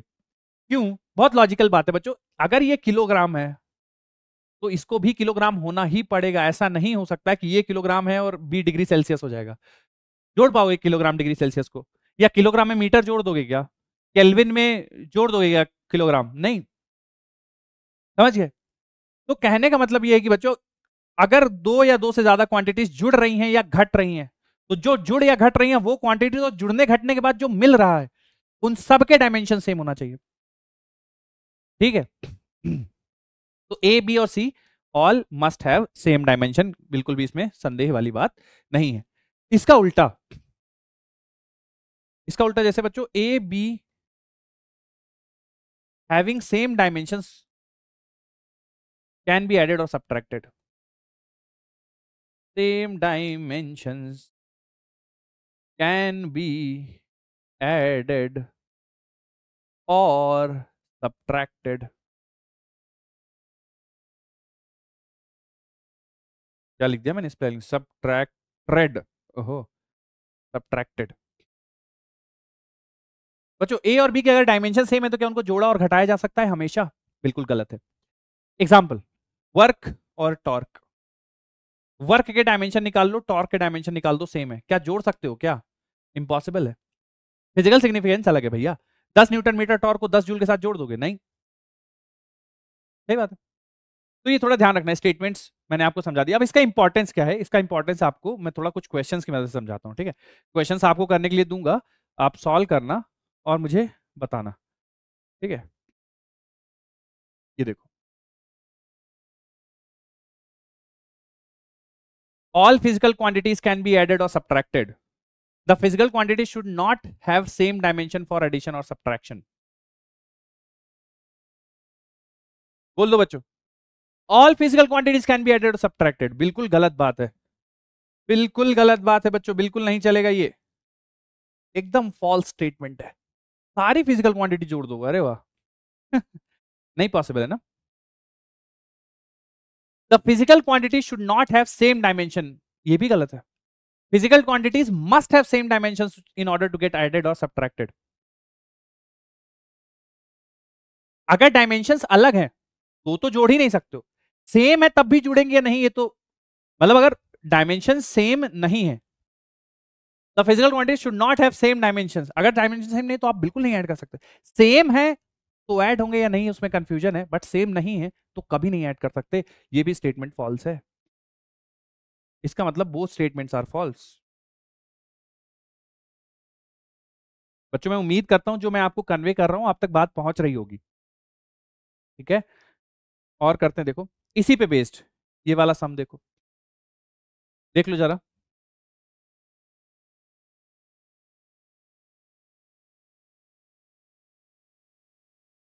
चलो बच्चों, तो आई होप देख लिया तुम लोगों ने, सोच लिया है इस प्रॉब्लम के बारे में, ठीक है? चलो देखते हैं। बोला गया है if P Q and R are physical quantities having different dimensions. बच्चों पी क्यू और आर के जो डायमेंशंस हैं वो बोला गया है अलग अलग हैं। विच of the following combination can never be a meaningful quantity. इनमें से कौन सा ऑपरेशन मीनिंगफुल नहीं रहेगा, पूछा गया आपसे। देखो अगर डिफरेंट यूनिट्स हैं तो आप घटा तो नहीं सकते हो बिल्कुल भी, तो ये दोनों ऑप्शन तो ऐसे ही चले गए। जोड़ भी नहीं सकते हो क्योंकि सबके ही डायमेंशंस अलग हैं। अगर जुड़े हैं तो डायमेंशन सेम होंगे, सेम डायमेंशन है फिर भी आपको जोड़ने से पहले सोचना पड़ेगा। डिफरेंट डायमेंशंस हैं तो बिल्कुल नहीं जोड़ सकते आप, तो ये पॉसिबल नहीं होंगे बच्चों। डायमेंशंस कैसे भी हो, गुणा और भाग हमेशा हो सकता है। मतलब multiplication and division is always valid, it is it doesn't matter which dimensions they are, I mean किसी भी डायमेंशंस में हो गुणा भाग हमेशा होगा, मल्टीप्लिकेशन डिवीजन हमेशा होगा, ठीक है? तो उससे फर्क नहीं पड़ता है। और देखते हैं बच्चों, और देखते हैं। ये देखो क्वेश्चन 2006 नीट में पूछा गया था, बढ़िया सवाल, प्यारा सवाल आप सभी के लिए, आप सभी की खास फरमाइश पे। Dimensions of A B and C बताना है आपको, ए बी और सी के डायमेंशंस बताने हैं।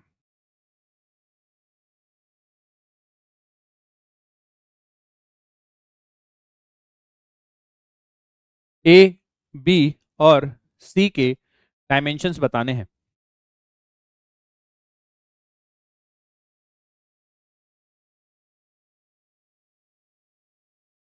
ठीक है बच्चों, तो देखो एक बात आपको समझ में आ रही होगी, velocity v of a particle at any time t is given by, ऐसा कुछ है।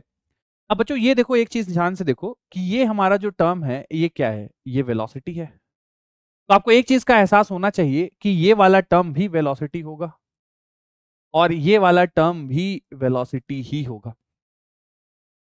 सही है। अब अगर एटी वेलोसिटी है तो मैं बोल सकता हूं बच्चों एटी बराबर होगा एल टी माइनस वन। तो इसका मतलब ए इंटू टाइम बराबर एल टी माइनस वन। इसका मतलब बच्चों ए बराबर L T minus one divided by T. तो बच्चों ये हो जाएगा L T minus to. Right. तो ए के डायमेंशन तो एल टी माइनस टू होंगे, तो एल टी माइनस टू या तो ये ऑप्शन सही होगा बच्चों या तो ये सही होगा। ठीक है। ये दोनों तो आप हटा दो क्योंकि इसमें एल की डायमेंशन ही गलत है। अब दूसरा क्या है बच्चों, दूसरा पूछा गया है बी और सी। तो एक चीज समझो बच्चों, बहुत ध्यान से देखना आप, सी को ऐड किया गया है टी के साथ। इसका मतलब सी के डायमेंशन और टाइम के डायमेंशन सेम होने चाहिए, मतलब सी के डायमेंशन टी के बराबर होंगे। अब देख लो जो दो सही बचे थे उनमें से कौन सा, ये टी है ये एल है, ये गलत है, यही सही होगा। बी की बात करें तो नीचे टाइम है ना, तो बी डिवाइडेड बाई टाइम ये होगा L T minus one. B बराबर होगा L T minus one into T. तो बी बराबर होगा एल। तो बी के डायमेंशंस एल के बराबर होंगे, तो ये वाला ऑप्शन सही होगा।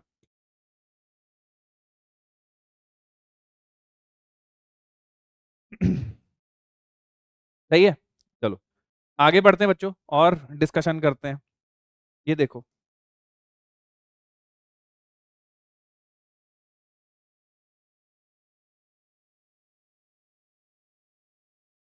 Dimensions of A B. A B के डायमेंशंस पूछे गए हैं बच्चों in the equation where P stands for pressure, X is distance, T is time.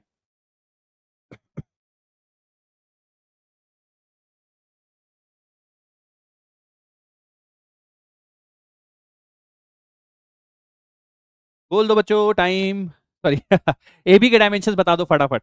अब तुम्हें ये दिखते ही बच्चों समझ में आ रहा होगा यार कि ना, जैसे ये प्रेशर है, ठीक है, और ए जुड़ या घट रहा है टी स्क्वायर के साथ, ए घट या जुड़ रहा है टी स्क्वायर के साथ। इसका मतलब ए के डायमेंशन टी स्क्वायर के डायमेंशन के बराबर होंगे। अगर ए के डायमेंशन टी स्क्वायर के डायमेंशन के बराबर होंगे तो मतलब ए बराबर बच्चों आपको लिख देना चाहिए बिना किसी संदेह के टी स्क्वायर। ठीक है। अब ये पूरी चीज प्रेशर है, ऊपर टी स्क्वायर है और नीचे बच्चों बी इंटू एक्स है। ऊपर टी स्क्वायर है नीचे बी इंटू एक्स है। तो बी के डायमेंशन आपको चाहिए और एक्स तो बच्चों एल के बराबर है, और ये पूरी चीज प्रेशर के बराबर है। प्रेशर क्या होता है, force M L T minus two divide by area, यानी ये बराबर होता है बच्चों M L minus one T minus two के। एल को इधर भेजो चूंकि बी की वैल्यू चाहिए ना आपको बच्चों, तो बी बराबर हो जाएगा टी स्क्वायर डिवाइडेड बाई ये पूरी चीज नीचे आ जाएगी, तो L times L minus one M T minus two. तो ये तो कैंसिल हो जाएगा बच्चों, ऊपर चला जाएगा, बच जाएगा एम माइनस वन है ना, ये एम माइनस वन और टी फोर हो जाएगा, M minus one T four. ठीक है। अभी ये आंसर नहीं है बच्चों क्योंकि हमें ए बी चाहिए ना, तो टी स्क्वायर को मल्टीप्लाई कर दो इससे। ठीक है। तो M minus one T six आ जाएगा, ए बी मल्टीप्लाई करोगे तो M minus one T six. एक सेकंड बच्चों मुझे चेक कर लेने दो, मैच नहीं हो रहा है, देख लेते हैं बच्चों एक बार, रुको। एम टी आ रहे हैं तो एम, ये तो एल है एम टी। ठीक है एक बार चेक करते हैं बच्चों। अच्छा ये ऊपर जाएगा तो प्लस फोर हो जाएगा, एक सेकंड ना, वापस से कैलकुलेशन करते हैं, मैंने कोई गड़बड़ तो नहीं कर दी, एक बार चेक कर लेते हैं। ठीक है। तो ये हो गया, मुझे बी के चाहिए डायमेंशन, तो बी के जो डायमेंशन होंगे बच्चों वो टी स्क्वेयर बाई एल तो एज इट इज रहेगा, और ये पूरी चीज उठ के इधर आ जाएगी, यानी M L minus one T minus two.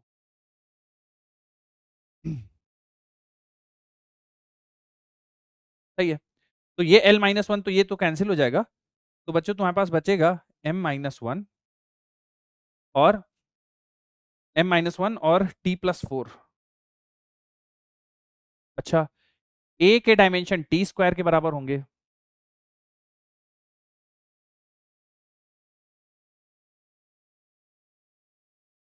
तो इन दोनों का मल्टीप्लाई करेंगे बच्चों, dimensions of A be in the equation. तो ए बी की बच्चों मेरे हिसाब से m-1 t6।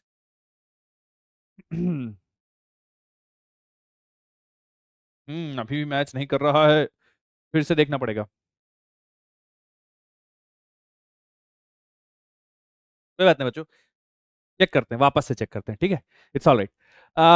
हाँ, तो a माइनस टी स्क्वायर, तो बच्चों देखो न्यूमरेटर तो टी स्क्वायर है, इसमें तो कोई संदेह है नहीं हमारे पास, और पूरी चीज प्रेशर है, तो हम लोग बोल सकते हैं बच्चों T square divided by B into X. तो बी के डायमेंशन मुझे नहीं पता, एक्स के पता है एल, और ये प्रेशर है, प्रेशर होता है बच्चों mlt-2 डिवाइड बाई एरिया, ये कैंसिल हो जाएगा, तो बच जाएगा ml-1t-2। ठीक है, तो T square by B times L बराबर ml-1t-2। ठीक है, और तो बच्चों आप लिख सकते हो 1/b बराबर 1/b बराबर, एक बार बच्चों मैं फाइनल चेक कर रहा हूं, इसके बाद देख लेंगे हम लोग। तो 1/b एल सर मल्टीप्लाई हो जाएगा, तो m बचेगा, बिकॉज l-1 और यहाँ पे l+1 है, तो l चला जाएगा, mt-2 बचेगा, और डिवाइड बाय टी स्क्वायर हो जाएगा, तो ये ऊपर चला जाएगा, तो 1/b बच जाएगा m t पावर -4, तो b बन जाएगा m-1t4। ठीक है, बच्चों दो बार ट्राई कर लिया यार, m-1t4 ही आ रहा है।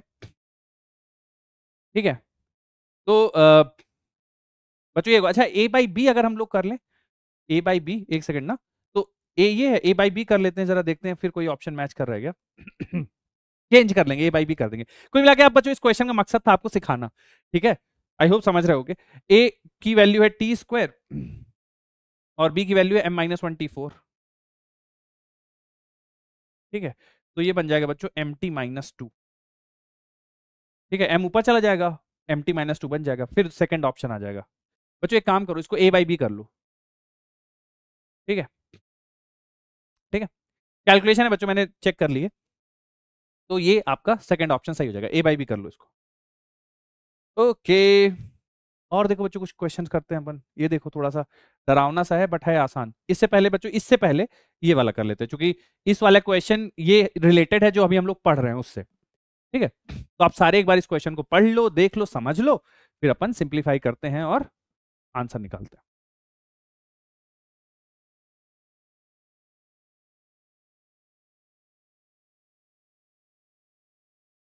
देख लो, पढ़ लो, समझ लो, फिर सिंप्लीफाई करेंगे और आंसर निकालेंगे।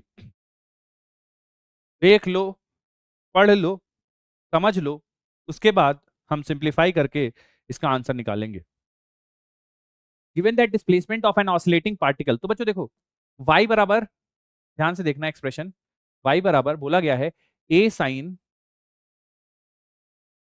bx plus C T plus D. बच्चों देखो एक चीज आप ध्यान रखो, मैं इस क्वेश्चन सॉल्व करने से पहले वो बात बता देता हूँ, थोड़ा इंपॉर्टेंट है, ध्यान रखना बच्चों। क्या है वो इंपॉर्टेंट बात बच्चों, e के पावर में कुछ भी लिखा हो, लॉग के अंदर कुछ भी लिखा हो, trigonometric ratio, sine, cos, tan, इनके अंदर कुछ भी लिखा हो, वो सारे डायमेंशनलेस रहते हैं। तो इसके अंदर जो लिखा रहेगा वो भी डायमेंशनलेस रहेगा, उससे जो आंसर आएगा वो भी डायमेंशनलेस रहेगा। इसके अंदर जो भी लिखा है वो डायमेंशनलेस, और ये पूरी चीज भी डायमेंशनलेस। ठीक है, तो अब आप देखो बच्चों, जरा समझो, जो ये साइन के अंदर चीज लिखी हुई है, ये पूरी चीज जो साइन के अंदर हम लोगों ने लिखी हुई है, ये पूरी चीज बच्चों डायमेंशनलेस है। इसका मतलब ये भी डायमेंशनलेस, ये भी डायमेंशनलेस, और ये भी डायमेंशनलेस। और जो साइन का रिजल्ट आएगा ना बच्चों, जो साइन का रिजल्ट आएगा, ठीक है, जो साइन का रिजल्ट आएगा वो भी डायमेंशनलेस होगा। मतलब sine B X plus C T plus D के बाद हमें जो मिलेगा वो भी एक डायमेंशनलेस क्वांटिटी ही रहेगी। ठीक है, इसका मतलब बच्चों इसके डायमेंशन और इसके डायमेंशन बराबर होंगे, तो ए के डायमेंशन तो बच्चों आ गए हमारे पास एल। ठीक है, पी एक्स चूंकि डायमेंशनलेस है, बी इंटू एक्स इसके पास कोई डायमेंशन नहीं है, डायमेंशनलेस, तो बी क्या होगा बच्चों, डायमेंशनलेस डिवाइडेड बाई एल, तो बी तो बन जाएगा बच्चों एल माइनस वन। अच्छा, सी टी प्लस डी, तो सी टी क्या बन जाएगा, टी टी, ये भी डायमेंशनलेस है ना, तो सी बन जाएगा टी माइनस वन, और डी तो है ही डायमेंशनलेस। अब ए बी सी डी पूछा गया है, ए बी सी डी, तो ए तो बच्चों एल है, बी तो एल माइनस वन है, टी तो टी माइनस वन है, और डी तो कुछ नहीं है, तो ये दोनों तो कैंसिल हो जाएगा बच्चों, टी माइनस वन बचेगा, ए बी सी डी है क्या, M zero L zero T minus one, ये गलत है, M zero L zero T minus one,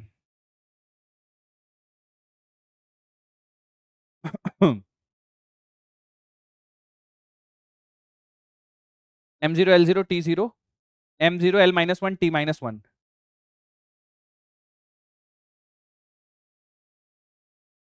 the dimensional formula for A B C D, तो ए का तो बच्चों हम लोगों ने एल लिख दिया है, बी का एल माइनस वन होगा, सी का टी माइनस वन होगा, और डी का कोई डायमेंशनलेस, कोई डायमेंशन नहीं होगा, तो A B C D T minus one, M zero L minus one, M zero L minus one T minus one, M zero L minus one T zero,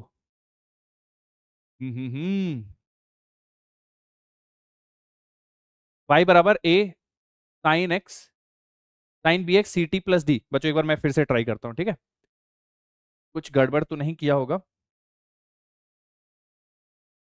y बराबर A sine B X plus C T plus D. ठीक है, तो ए के dimension बच्चों displacement के dimension के बराबर होंगे, यानी एल। ठीक है, ए के डायमेंशन लिख देते हैं बच्चों, डायमेंशंस ऑफ एल, बी के डायमेंशंस हो जाएंगे बच्चों एल माइनस वन। ठीक है, क्योंकि ये डायमेंशन लेस है ना, सी के डायमेंशन हो जाएंगे टी माइनस वन।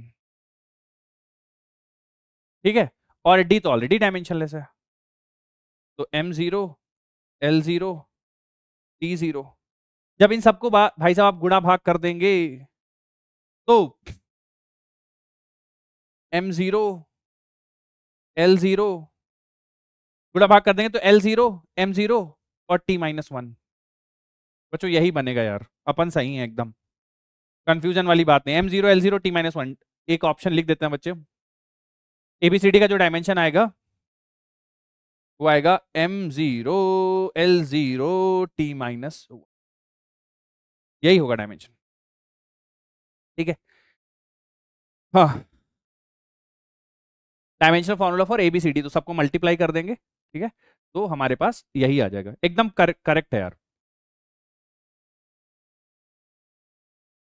ठीक है, बढ़ते हैं आगे, तो बच्चों ये तो कुछ तुम लोग को एबीसीडी कुछ सिखाना था, है ना, क्या सिखाना था कि अगर दो क्वांटिटीज जुड़ चुकी हैं तो उनके डायमेंशन सेम रहेंगे। अगला क्वेश्चन देखो, ये थोड़ा सा अच्छा है, consider equation D D T of F dot D S बराबर a into f dot p where f is force, s is displacement, t is time, momentum dimensional formula for a बताना है, a का dimensional formula बताना है।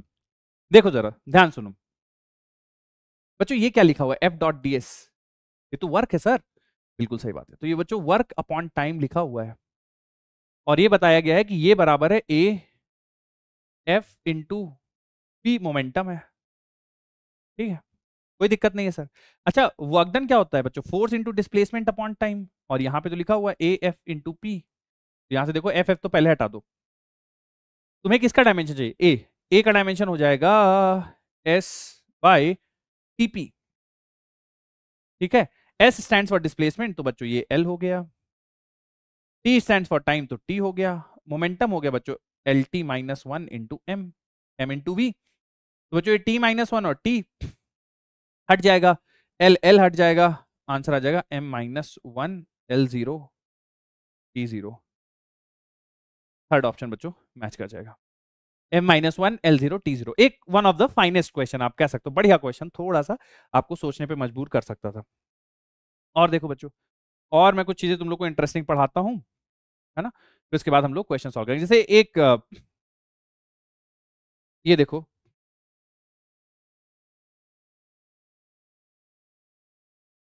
जो next चीज बच्चों हम लोग पढ़ने वाले हैं बहुत ज्यादा एक इंपॉर्टेंट सेगमेंट है। क्या इंपॉर्टेंस है सर उसका, है ना? वो इसलिए इंपॉर्टेंट है बच्चों वो सेगमेंट, क्योंकि उससे हर कॉम्पिटेटिव एग्जाम में क्वेश्चन आता है ना। और वो क्या है, वो डायमेंशनल एनालिसिस का एप्लीकेशन है। ठीक है, जैसे डायमेंशनल एनालिसिस का एक एप्लीकेशन सीखा हमने कि अगर दो क्वांटिटीज या दो से ज्यादा क्वांटिटीज जुड़ रही हैं या घट रही हैं तो उनके सबके डायमेंशन सेम होंगे। फिर हमने क्या सीखा कि अगर कोई इक्वेशन डायमेंशनली इनकरेक्ट है तो 100% इनकरेक्ट है। करेक्ट है डायमेंशनली तो सही हो सकती है, गलत भी हो सकती है, दोनों चीजें, लेकिन अगर डायमेंशनली इनकरेक्ट है तो फिर बात ही खत्म। बढ़िया सर, समझ आ गया, अच्छी बात बताई आपने। अब ये तीसरा एप्लीकेशन है जो कि स्टैब्लिश करता है रिलेशन बिटवीन अननोन क्वांटिटीज। ठीक है ना? जैसे कि बच्चों ये क्वेश्चन की मदद से मैं आपको समझाने की कोशिश करता हूं। एक क्वेश्चन लेते हैं बच्चों, उसको देखते हैं और सॉल्व करने की कोशिश करते हैं। ये क्वेश्चन जैसे कि नीट 2016 में पूछा गया था। उम्मीद है बच्चों तुम सारे इसको अटेम्प्ट करोगे और आंसर बताने की कोशिश करोगे। पढ़ लो एक बार बच्चों, फिर मैं समझाता हूं इसको। क्वेश्चन आप एक बार पढ़ लो, after that I will explain. पढ़ लो बच्चों आप, फिर मैं समझाता हूं।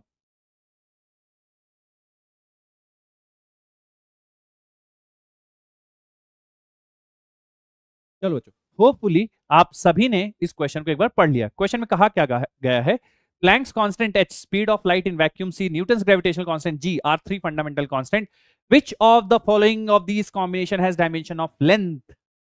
अगर हम Planck's constant, speed of light और कैपिटल जी को फंडामेंटल क्वांटिटीज की तरह ट्रीट करें तो इनमें से कौन सा डायमेंशन लेंथ के डायमेंशन के बराबर होगा, ये आपसे प्रश्न पूछा गया है। ठीक है, अब हमें नहीं पता कैसे सॉल्व करना है, तो बच्चों एक काम करते हैं, हम इसको ऐसा सोचते हैं कि क्वेश्चन हमसे ये पूछना चाह रहा है, क्वेश्चन हमसे ये पूछना चाह रहा है कि लेंथ, और लेंथ को आपको Planck's constant, speed of light और यूनिवर्सल ग्रेविटेशन कांस्टेंट के टर्म्स में लिखना है। तो let's say length is directly proportional to speed of light के पावर x, प्लैंक्स कांस्टेंट के पावर y और यूनिवर्सल ग्रेविटेशन के पावर z। ऐसे हम मान लो लेंथ को लिख रहे हैं। ठीक है, तो लेंथ बराबर t, मतलब जो क्या एल टी माइनस वन के पावर x। प्लैंक्स कांस्टेंट की यूनिट क्या होती है बच्चों, देखो h बराबर क्या होगा, एनर्जी अपॉन फ्रीक्वेंसी। तो h बराबर M L square T minus to,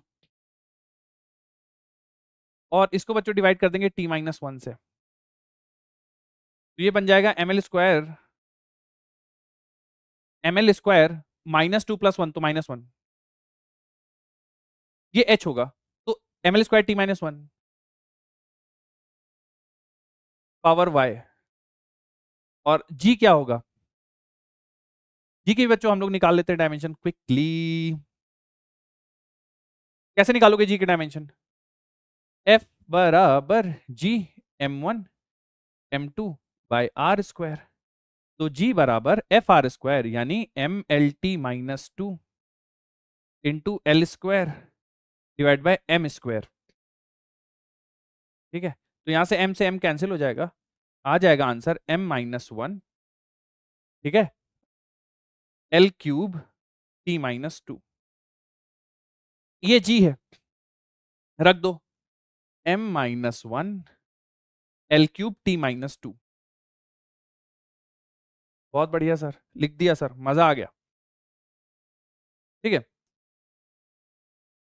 अब बच्चों इसको सिंप्लीफाई करना, सिंप्लीफाई करने में कैसा करते हैं, देखो सिंप्लीफाई करने में कैसे करते हैं समझो। एल बच्चों एज इट इज रहने दो, ठीक है, और देखो सारे आप एल के पावर या एम के पावर कलेक्ट कर लो, जैसे कि मैं एम के, अच्छा ये जेड है ना, जेड, तो मैं सारे एम के पावर कलेक्ट करता हूं, तो पहले वाले में तो एम का कोई टर्म नहीं है, दूसरे में वाई है, वाई हो जाएगा, और एम वाई माइनस जेड। फिर आता है बच्चों एल, आप देखो जरा एल में क्या है, एल के पावर एक्स है, प्लस 2y है, और प्लस 3z है, एम एल। फिर आता है बच्चों टी, टी माइनस एक्स है, माइनस वाई है, माइनस एक्स है, माइनस वाई है, और फिर माइनस 2z है। ठीक है, अब कंपेयर कर लो, तो बच्चों यहां से दिख रहा होगा, जैसे यहां पे चूंकि m के पावर 0 है, यहाँ पे m के पावर कुछ भी नहीं है, 0 है, तो आप देख सकते हो बच्चों y माइनस जेड बराबर 0 लिख दो। फिर l के पावर 1 है, मतलब ये पूरी चीज, यानी कि x plus 2y plus 3z, इसकी वैल्यू 1 है। फिर आप बच्चों देखो minus X minus Y minus 2z, इसकी वैल्यू बच्चों 0 है, क्योंकि t के पावर यहाँ पे कुछ नहीं है। सही है। अच्छा, अब क्या किया जाए बच्चों इसके आगे? इसके आगे एक काम कर सकते हैं बच्चों, इसके आगे ये कर सकते हैं कि देखो, इस वाली इक्वेशन से बोल सकते हैं y बराबर z। ठीक है, तो y बराबर z इसमें रख दो जरा, तो y बराबर z इसमें रखोगे तो बन जाएगा x प्लस y बराबर z रख दो तो 2z प्लस 3z बराबर 1, तो x प्लस 5z बराबर 1। अब y बराबर z इस पे रख दो, देखो क्या बन जाएगा, माइनस एक्स, ये minus Z minus 2z minus 3z बराबर 0। तो बच्चों माइनस एक्स माइनस जेड बराबर 0, तो x प्लस 3z बराबर 0। अब इन इक्वेशंस को घटा दो, माइनस माइनस माइनस, तो ये तो कैंसिल हो जाएगा, 5z में से 3z जाएगा तो 2z बचेगा बराबर 1, तो z बराबर 1/, ठीक है, z बराबर 1/2 मतलब y बराबर भी 1/, ठीक है। और x की वैल्यू निकालनी है, तो बच्चों x यहां से निकाल दो, तो आप क्या बोल सकते हैं, x बराबर -3z, तो -3/, मैच कर लेते हैं, क्या क्या मिला बच्चों हमारे पास, x बराबर -3/2, y बराबर z बराबर, ठीक है। अच्छा, हमने एक्स वाई जेड किसको माना है बच्चों, एक सेकंड रुको जरा, देखते हैं एक्स वाई जेड किसको माना है, सी के पावर एक्स, एच के पावर वाई, जेड के power Z, 3x H Y, 3x, तो सी के पावर -3/2, एच वाई और जी के पावर जेड, ठीक है, तो root H G divide by C के पावर 3/2, ये आंसर आ जाएगा। तो ये बच्चों one of the finest application है डायमेंशनल एनालिसिस का, इससे आप रिलेशन निकाल सकते हो बिटवीन फिजिकल क्वांटिटीज। जैसे बच्चों ये पूरा कैलकुलेशन आप देख सकते हो, है ना, इसी हिसाब से आपको करना है। मैं एक और क्वेश्चन लूंगा जहां पे आपको पूरा इस तरह से कैलकुलेट करना होगा, ठीक है। चलो एक क्वेश्चन और करते हैं बच्चों, इस पे तो थोड़ा सा तुम लोग को आइडिया लगेगा कि यार सच में हमें कैसे पढ़ना है, कैसे करना है। जैसे ये क्वेश्चन देखो देख लो बच्चों ये question, speed of light, acceleration due to gravity, pressure are taken as fundamental unit, then dimension formula for capital GR। एक तो तरीका ये होता है बच्चों कि आप हर ऑप्शन का निकाल के चेक कर लो कि कौन सा डायमेंशन है, ठीक है। दूसरा तरीका ये होता है कि आप प्रॉपर फंडामेंटल तरीके से जैसे सॉल्व करना चाहिए क्वेश्चन को वैसे सॉल्व करो और फिर आंसर निकालो। तो टोटली डिपेंड करता है कि आप कैसे अप्रोच करना चाहते हो।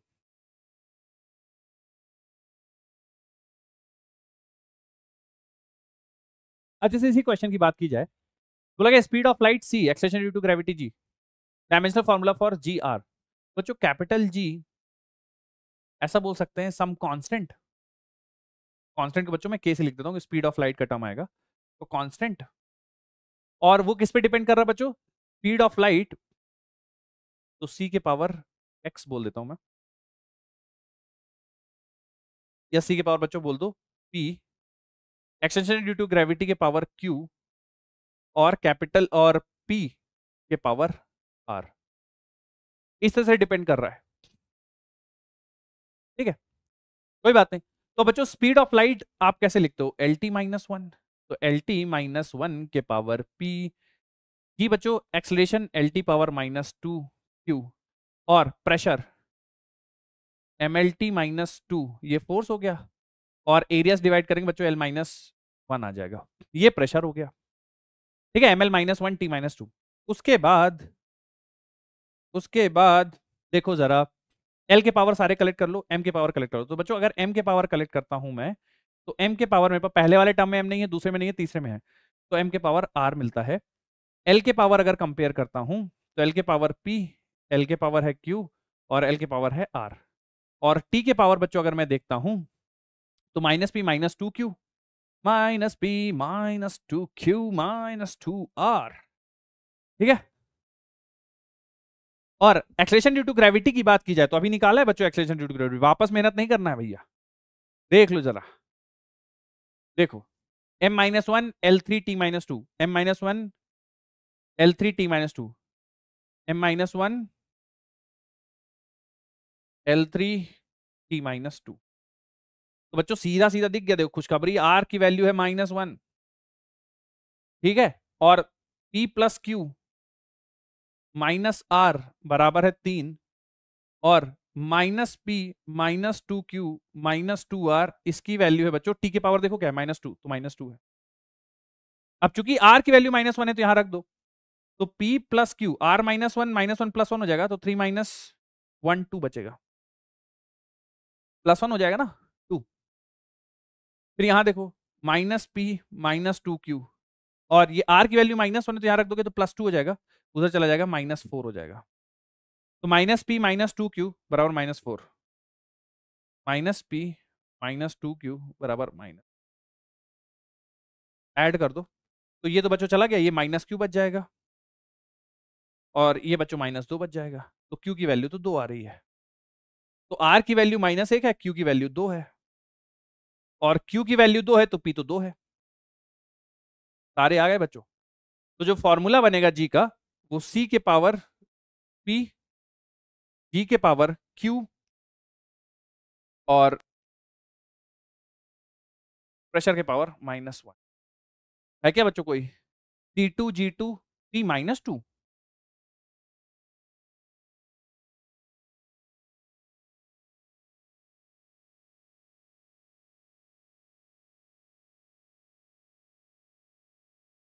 T2 G2 P minus two.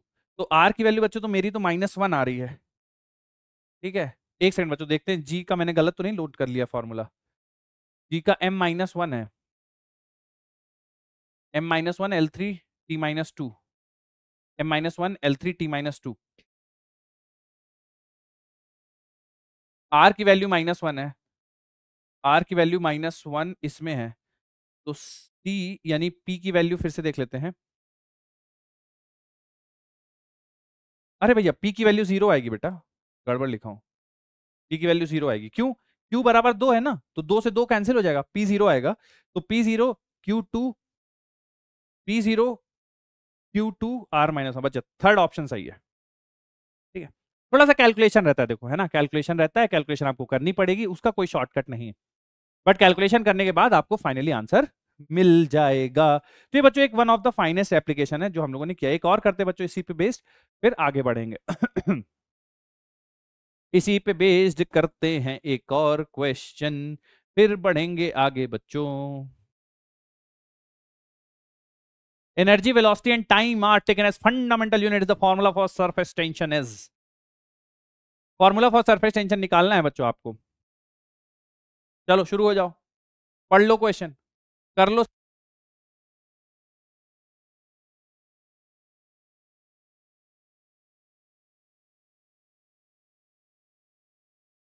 चलो बच्चों देखो जरा एक बार ध्यान सुनना, energy E velocity time T are taken as fundamental unit, dimensional formula for surface tension पूछ लिया गया है आपसे। ठीक है, तो सरफेस टेंशन बच्चों क्या है? फोर्स पर यूनिट लेंथ तो MLT-2 ये तो फोर्स हो गया बच्चों, फोर्स पर यूनिट लेंथ, ये सरफेस टेंशन है। तो यानी सरफेस टेंशन के जो डायमेंशन होंगे वो होंगे MT-2। और सरफेस टेंशन किस पे डिपेंड कर रहा है? एनर्जी। तो मान लेते हैं एनर्जी की पावर x, वेलोसिटी के पावर y, और टाइम के पावर z। ठीक है, तो एनर्जी क्या होता है बच्चों? ml²T-2 पावर x, वेलोसिटी के पावर y LT-1 y, और t के पावर z। ठीक है, अब m के पावर आप सारे कंपेयर कर लो, तो ये बचेगा x, और तो कुछ है नहीं। l के पावर कंपेयर कर लो, तो 2x प्लस y, और तो कुछ है नहीं। t के पावर देख लो,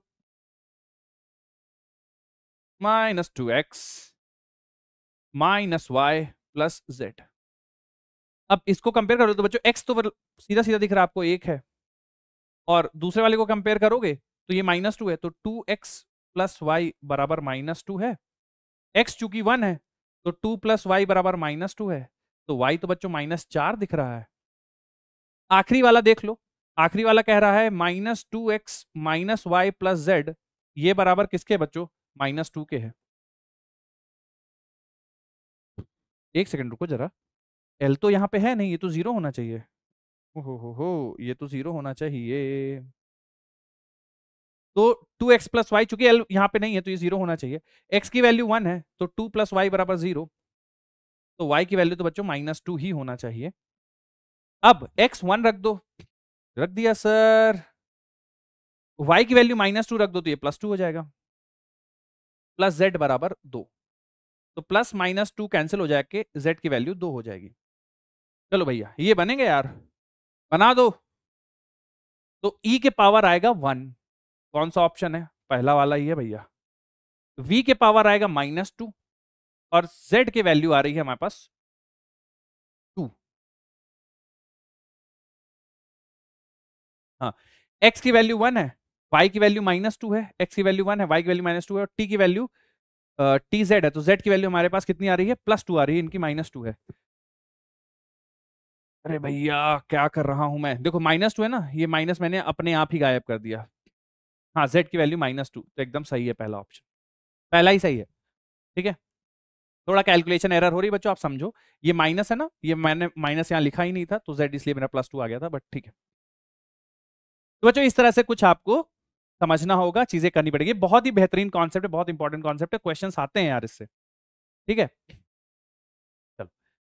अब तो बच्चों हम लोगों ने यूनिट, अभी तक हम लोगों ने क्या कवर कर लिया? देखो, यूनिट्स पढ़ लिया, फिजिकल क्वांटिटी उनके टाइप्स, फंडामेंटल क्वांटिटीज उनके यूनिट्स, रेडियन कन्वर्जन ये सब सीख लिया, डायमेंशन निकालना सीखा, उस पर बहुत सारे क्वेश्चन करे, डायमेंशनल एनालिसिस उसके एप्लीकेशन देखे, उस पर बहुत सारे क्वेश्चन करे।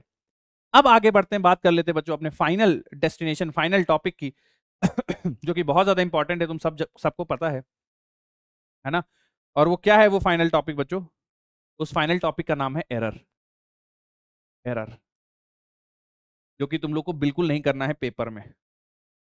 ठीक है, एरर।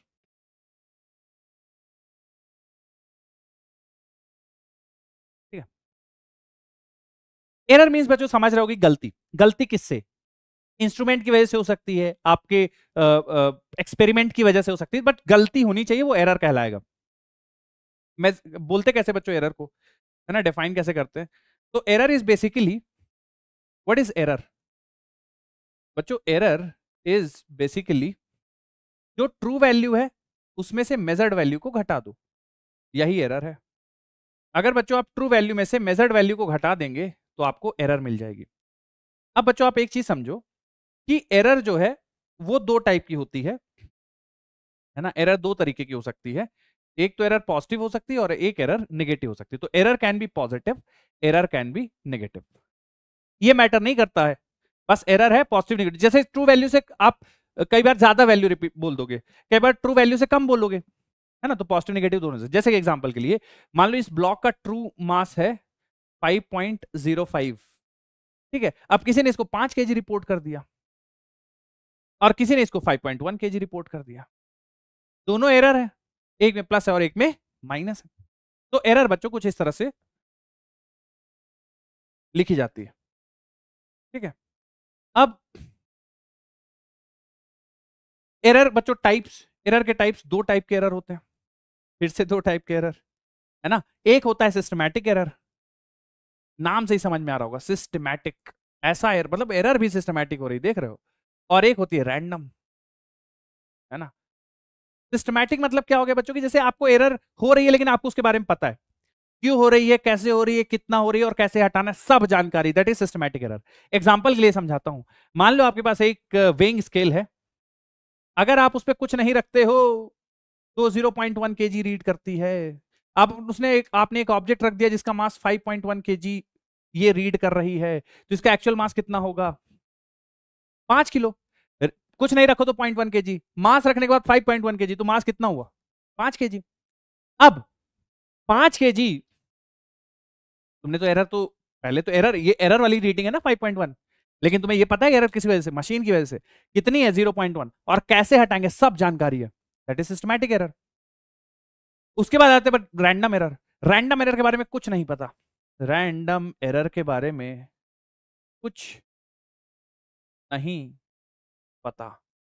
कहने का क्या मतलब है, कहने का मतलब ये है कि आपको उस एरर के बारे में कोई जानकारी नहीं है, मतलब कितनी हो रही है, क्यों हो रही है, कैसे हो रही है और कैसे हटाना है, कुछ नहीं पता है। उस टाइप के एरर को बोलते हैं बच्चों रैंडम एरर। मैं एग्जांपल की मदद से समझाता हूं। आप और आपके मित्र, आप और आपके मित्र कर रहे थे सिंपल पेंडुलम का एक्सपेरिमेंट। कौन सा एक्सपेरिमेंट बच्चों, सिंपल पेंडुलम का एक्सपेरिमेंट। आपने अपने फ्रेंड से कहा कि भाई देखो एक काम करते हैं, क्या काम करते हैं कि तुम ये जो है पेंडुलम लेके एक जगह खड़े हो जाओ, है ना, मेरे हाथ में स्टॉप वॉच है, मैं स्टॉप वॉच, तुम जैसे ही पेंडुलम को रिलीज करोगे मैं स्टॉप वॉच ऑन कर दूंगा। उसने पेंडुलम को रिलीज करा और आपने स्टॉप वॉच ऑन करी, तो रिलीज करने में और स्टॉप वॉच ऑन में भले ही वो फ्रैक्शन ऑफ सेकंड का डिफरेंस आया हो, लेकिन आया। अब आप काउंट कर रहे हो, काउंट कर रहे हो, आपके दिमाग में घर पे ख्याल आ गया कि भैया आज तो एक्सपेरिमेंट करते करते बहुत लेट हो गई, खाना क्या बनाई होंगी मम्मी। आप उस ख्याल में बहक गए और आपने नंबर ऑफ पेंडुलम को काउंट, नंबर ऑफ ऑसिलेशन को काउंट नहीं करा। 10 तक तो काउंट किया, फिर उसके बाद अचानक से याद आया, अरे यार कितने हो गए, 20 हो गए क्या, तुमने बोल दिया अपने फ्रेंड से कि यार 20 हो गए। ठीक है, तो ये एरर्स, इसका कोई हिसाब किताब नहीं है, वो सारे रैंडम एरर्स कहलाते हैं। ठीक है, तो आई होप आपको समझ में आओगे सिस्टमैटिक एरर क्या है, रैंडम एरर क्या है। अब आगे बढ़ते हैं। सिस्टमैटिक एरर को तो आपने निपटाना सीख लिया, क्योंकि उसके बारे में सब कुछ पता, तो आप सिस्टमैटिक एरर इजीली हटा सकते हो। रैंडम एरर कैसे हटाते हैं, रैंडम एरर हटाने के लिए आपको एक्सपेरिमेंट रिपीट करना पड़ेगा। कोई भी एक्सपेरिमेंट का रिपीटिशन ही रैंडम एरर्स को हटाएगा। अगर आप एक्सपेरिमेंट को इनफाइनाइट टाइम्स रिपीट करोगे तो ऐसा माना गया है कि वो ट्रू वैल्यू पे पहुंच जाओगे। तो मान लो बच्चों, जैसे आपको कोई लेंथ मेजर करनी है, ठीक है, तो आपने पहले रीडिंग ली L1, फिर रीडिंग ली L2, ऐसे कर करके आपने रीडिंग ली। मैं आपको रैंडम एरर कैसे हटाते हैं, तो 5 रीडिंग ली, L1, L2, L3, L4, L5, 5 reading ली। उसके बाद बच्चों ने आपने इनका एवरेज ले लिया, तो एवरेज रीडिंग क्या हो जाएगी, L1 से लेकर L5 डिवाइडेड बाई 5, ये एवरेज रीडिंग हो गई। इसी एवरेज रीडिंग को बच्चों ट्रू वैल्यू भी बोला जाता है। तो ट्रू वैल्यू कितनी हो गई, L एवरेज। क्यों बोलते हैं ट्रू वैल्यू, क्योंकि जितनी भी रीडिंग्स अवेलेबल है उन सब में सबसे एक्यूरेट ही है, क्योंकि ये बहुत बार एक्सपेरिमेंट करने के बाद एवरेज आई है। उसके बाद बच्चों आप हर एक में निकालो error, delta L1, error in first, क्योंकि ये ट्रू वैल्यू, इन दोनों का डिफरेंस ले लो। ठीक है, तो L1 true value minus measured value, true value कितनी है, L average minus measured. Similarly बच्चों आप डेल्टा L2 निकालो, कैसे, L average minus L2। Similarly delta L3, L4, L5, ऐसे करके आप हर एक रीडिंग में कितना एरर हुआ है वो निकालो।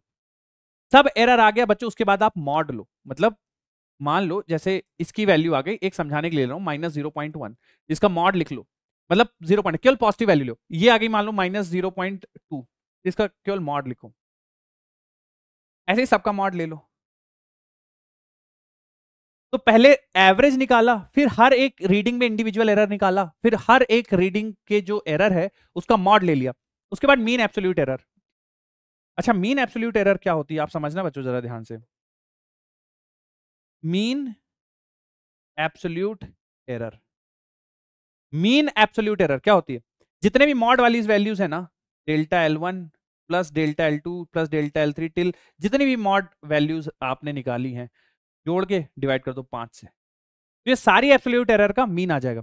अब फाइनल आंसर आप कैसे रिपोर्ट करोगे? आपका जो फाइनल आंसर आएगा बच्चों, यानी लेंथ की वैल्यू, वो होगी L average plus minus mean absolute error. ठीक है, ये आपका फाइनल आंसर आएगा। समझ रहे हो बच्चों इस चीज को आप? ये आपका फाइनल आंसर आएगा। ठीक है, L average plus minus mean. अब इसमें आपको जैसे रिलेटिव एरर निकालनी है, रिलेटिव एरर, तो रिलेटिव एरर कैसे निकालोगे आप? Mean absolute error divide by average reading जो आपने निकाली है, ये रिलेटिव एरर कहलाएगी। परसेंटेज एरर कैसे निकालने? परसेंटेज एरर बच्चों आपको लिखना है mean absolute error divide by true value into 100। ठीक है, ये दोनों फॉर्मूले बच्चों आपको दिमाग में थोड़ा सा रखने पड़ेंगे। ठीक है, रिलेटिव एरर और परसेंटेज, मतलब रिलेटिव एरर को आप 100 से मल्टीप्लाई कर दोगे तो आपका परसेंटेज एरर हो जाएगा, बस सिंपल सी बात ये है। ठीक है, क्लियर है? चलो, ठीक है। अब बच्चों जैसे क्वेश्चंस हम लोग कर लेंगे एक साथ, थोड़े थोड़े मैं आपको एरर के कॉन्सेप्ट्स पढ़ा देता हूँ, फिर हम लोग क्वेश्चन एक साथ कर लेंगे। जैसे कि परसेंटेज एरर निकालने के लिए बोल जाए, जैसे कि मान लो बच्चों एक क्वांटिटी है जो कि इस तरह से लिखी गई है, क्वांटिटी बराबर x के पावर a, y के पावर b और z के पावर c।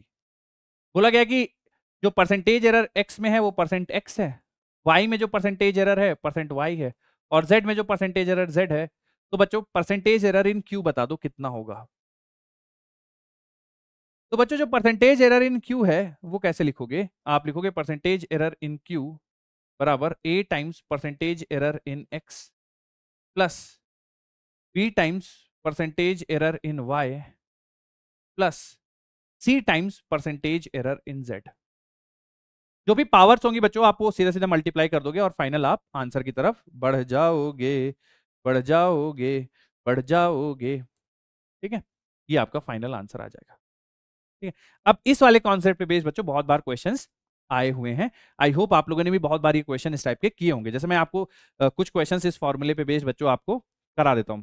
जैसे एक क्वेश्चन देखो, A set of defective observation of weight is used by a student to find the mass of an object using a physical balance. The large number of reading will reduce. बहुत सारी reading के बाद कौन सा error कम हो जाएगा? मैंने बताया बच्चों, बहुत सारी रीडिंग्स के बाद कौन सा एरर कम हो जाएगा? ये तो बच्चों सिस्टमैटिक एरर है, ये तो पहले से इसके बारे में सब कुछ पता है। कौन सा कम हो जाएगा? ये वाला कम हो जाएगा, रैंडम एरर कम हो जाएगा। यही आपके प्रश्न का उत्तर है। बढ़ते हैं अगले क्वेश्चन की तरफ। देखो, नीट बच्चों 1995 में क्वेश्चन पूछा गया है, देख लो जरा, पढ़ लो जरा, समझ लो जरा क्या कह रहा है question. Percentage error in the measurement of mass and speed are given, the error in the estimation of kinetic energy. तो बच्चों परसेंटेज एरर मास और स्पीड में गिवन है। ठीक है, अच्छा सर जी, तो लिख दो काइनेटिक एनर्जी बराबर हाफ एम वी स्क्वायर। तो percentage error in kinetic energy बराबर परसेंटेज एरर इन मास, क्योंकि इसके पावर 1 है, हाफ को दूर रखो, कांस्टेंट से कोई मतलब नहीं है, और plus 2 times of percentage error in velocity. Percentage error in mass कितना बोला है बच्चों? 2%, plus percentage error in velocity कितना बोला है बच्चों? देख लो जरा, 3%। 8% काइनेटिक एनर्जी में परसेंटेज एरर आएगा, यही आंसर हो जाएगा। ठीक है, इस टाइप क्वेश्चंस बच्चों बहुत बार आए हैं। ये देखो, ये नीट 2019 में पूछा गया था, नीट 2019 का क्वेश्चन है, कर लो सॉल्व, बता दो आंसर, कर लो सॉल्व, बता दो आंसर फटाफट।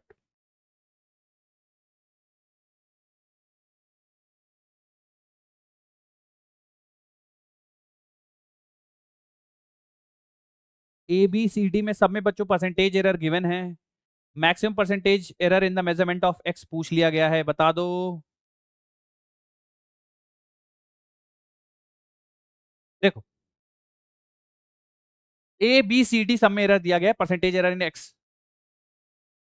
तो बच्चों परसेंटेज एरर इन एक्स बराबर होगा 2 times percentage error in A plus 1/2 percentage error in B plus 1/3 percentage error in C plus 3 times percentage error in D. ठीक है, ये होगा। अब 2 times percentage error in A, तो परसेंटेज एरर ए में कितना है 1%, plus 1/2 percentage error in B कितना है 2%, plus 1/3 percentage error in C कितना है 3%, plus 3 times percentage error in D कितना है 4%। रख दी सारी वैल्यूज बच्चों जो जो गिवन थी, सिंप्लीफाई कर लो। 2 प्लस 2 से 2 गया 1 प्लस 3 से 3 गया 1 प्लस 12, 2 3 4 12 16% बच्चों आंसर आ जाएगा। ठीक है, जैसे मैंने कहा बच्चों इस टाइप के क्वेश्चंस बहुत ज्यादा कॉमनली पूछे जाते हैं, तो आप तैयार रहो बच्चों इस टाइप के क्वेश्चंस के लिए। ठीक है,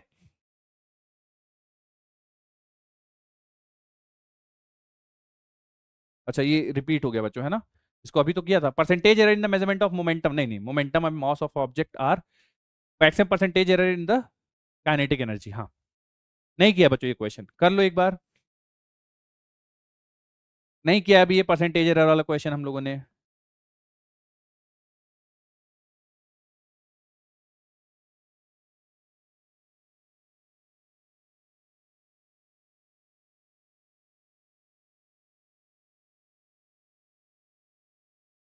ठीक है, देखो क्या बोला गया, the percentage error in the measurement of momentum and mass of a body are.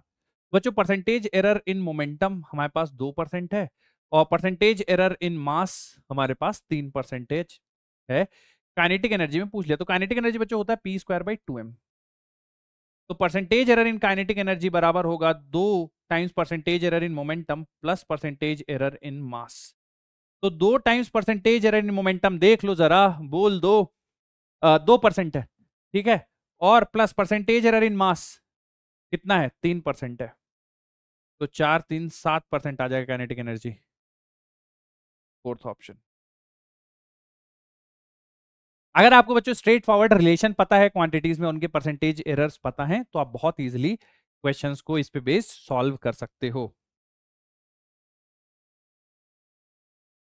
एक बच्चों क्वेश्चन है स्क्रू गेज पे, नीट 2020 में आया है, पढ़ो बच्चों, इसकी मदद से थोड़ा सा मैं आइडिया आपको स्क्रू गेज का भी दे दूंगा।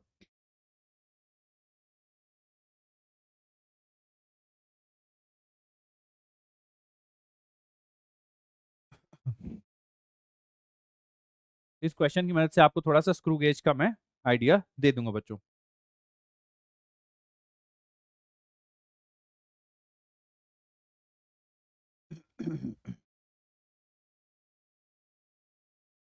देखो screw gauge has a least count of 0.01 millimetre. ठीक है, there are 50 divisions in its circular scale. तो बच्चों आपको पता होगा कि जैसे आप एक पूरा राउंड स्क्रू गेज का घुमाते हो ना, तो वो एक थ्रेड आगे बढ़ता है। क्वेश्चन में क्या पूछा है, द पिच, है ना। तो जब पूरा एक राउंड घुमाते हो, जैसे 50 डिवीजन है और एक दो मतलब दो कॉन्सेक्यूटिव डिविजन्स के बीच का डिस्टेंस कितना 0.01, तो जब आप इतना घुमा देते हो ना, तब एक पिच चलता है। ठीक है, तो 0.5 mm आ जाएगा बच्चों आपके पास पिच लेंथ। ठीक है, यही आंसर हो जाएगा। चलो, तो आई होप बच्चों आज आपको समझ में आ गई होंगी सारी चीजें, जो जितने भी हम लोगों ने डिस्कशन किए, आई होप क्लियर है। क्या क्या पढ़ा बच्चों, सबसे पहले हम लोगों ने शुरुआत करी बच्चों यूनिट से, जितने भी फंडामेंटल क्वांटिटीज हैं वो देखे, उनके यूनिट देखे, डिराइव्ड क्वांटिटीज उनके यूनिट देखे। उसके बाद बच्चों डायमेंशंस डायमेंशंस निकालना सीखा, फंडामेंटल क्वांटिटीज के डायमेंशंस देखे, बहुत सारी डिराइव्ड क्वांटिटीज के डायमेंशन निकालना सीखा। उसके बाद बच्चों डायमेंशनल एनालिसिस के एप्लीकेशन सीखे। ठीक है, उसके अंदर रिलेशन स्टैब्लिश करना, है ना, क्वांटिटीज के बीच में। उसके बाद बच्चों हम लोगों ने बात करी एरर्स की। एरर्स में हम लोगों ने क्या क्या देखा? रैंडम एरर, सिस्टमैटिक एरर, है ना। रैंडम एरर को कैसे मिनिमाइज कर सकते हैं, परसेंटेज एरर कैसे कैलकुलेट करते हैं, रिलेटिव एरर क्या होता है, परसेंटेज एरर क्या होता है, मीन एब्सोल्यूट एरर कैसे निकालते हैं, वो सारा डिस्कशन किया। और टुवर्ड्स द एंड बच्चों हम लोगों ने एक क्वेश्चन किया स्क्रू गेज का। ठीक है, तो आज के लिए बच्चों बस इतना ही रखते हैं हम लोग इस टॉपिक के अंदर, unit and dimension. I hope आपको सारी चीजें समझ में आ गई होंगी। ठीक है, thank you so much everyone for joining in. मिलते हैं हम लोग अपनी क्लास में, अगली क्लास में, जिसमें हम लोग आगे के टॉपिक्स का डिस्कशन करेंगे। तब तक के लिए टेक केयर, बाय बाय, जय हिंद।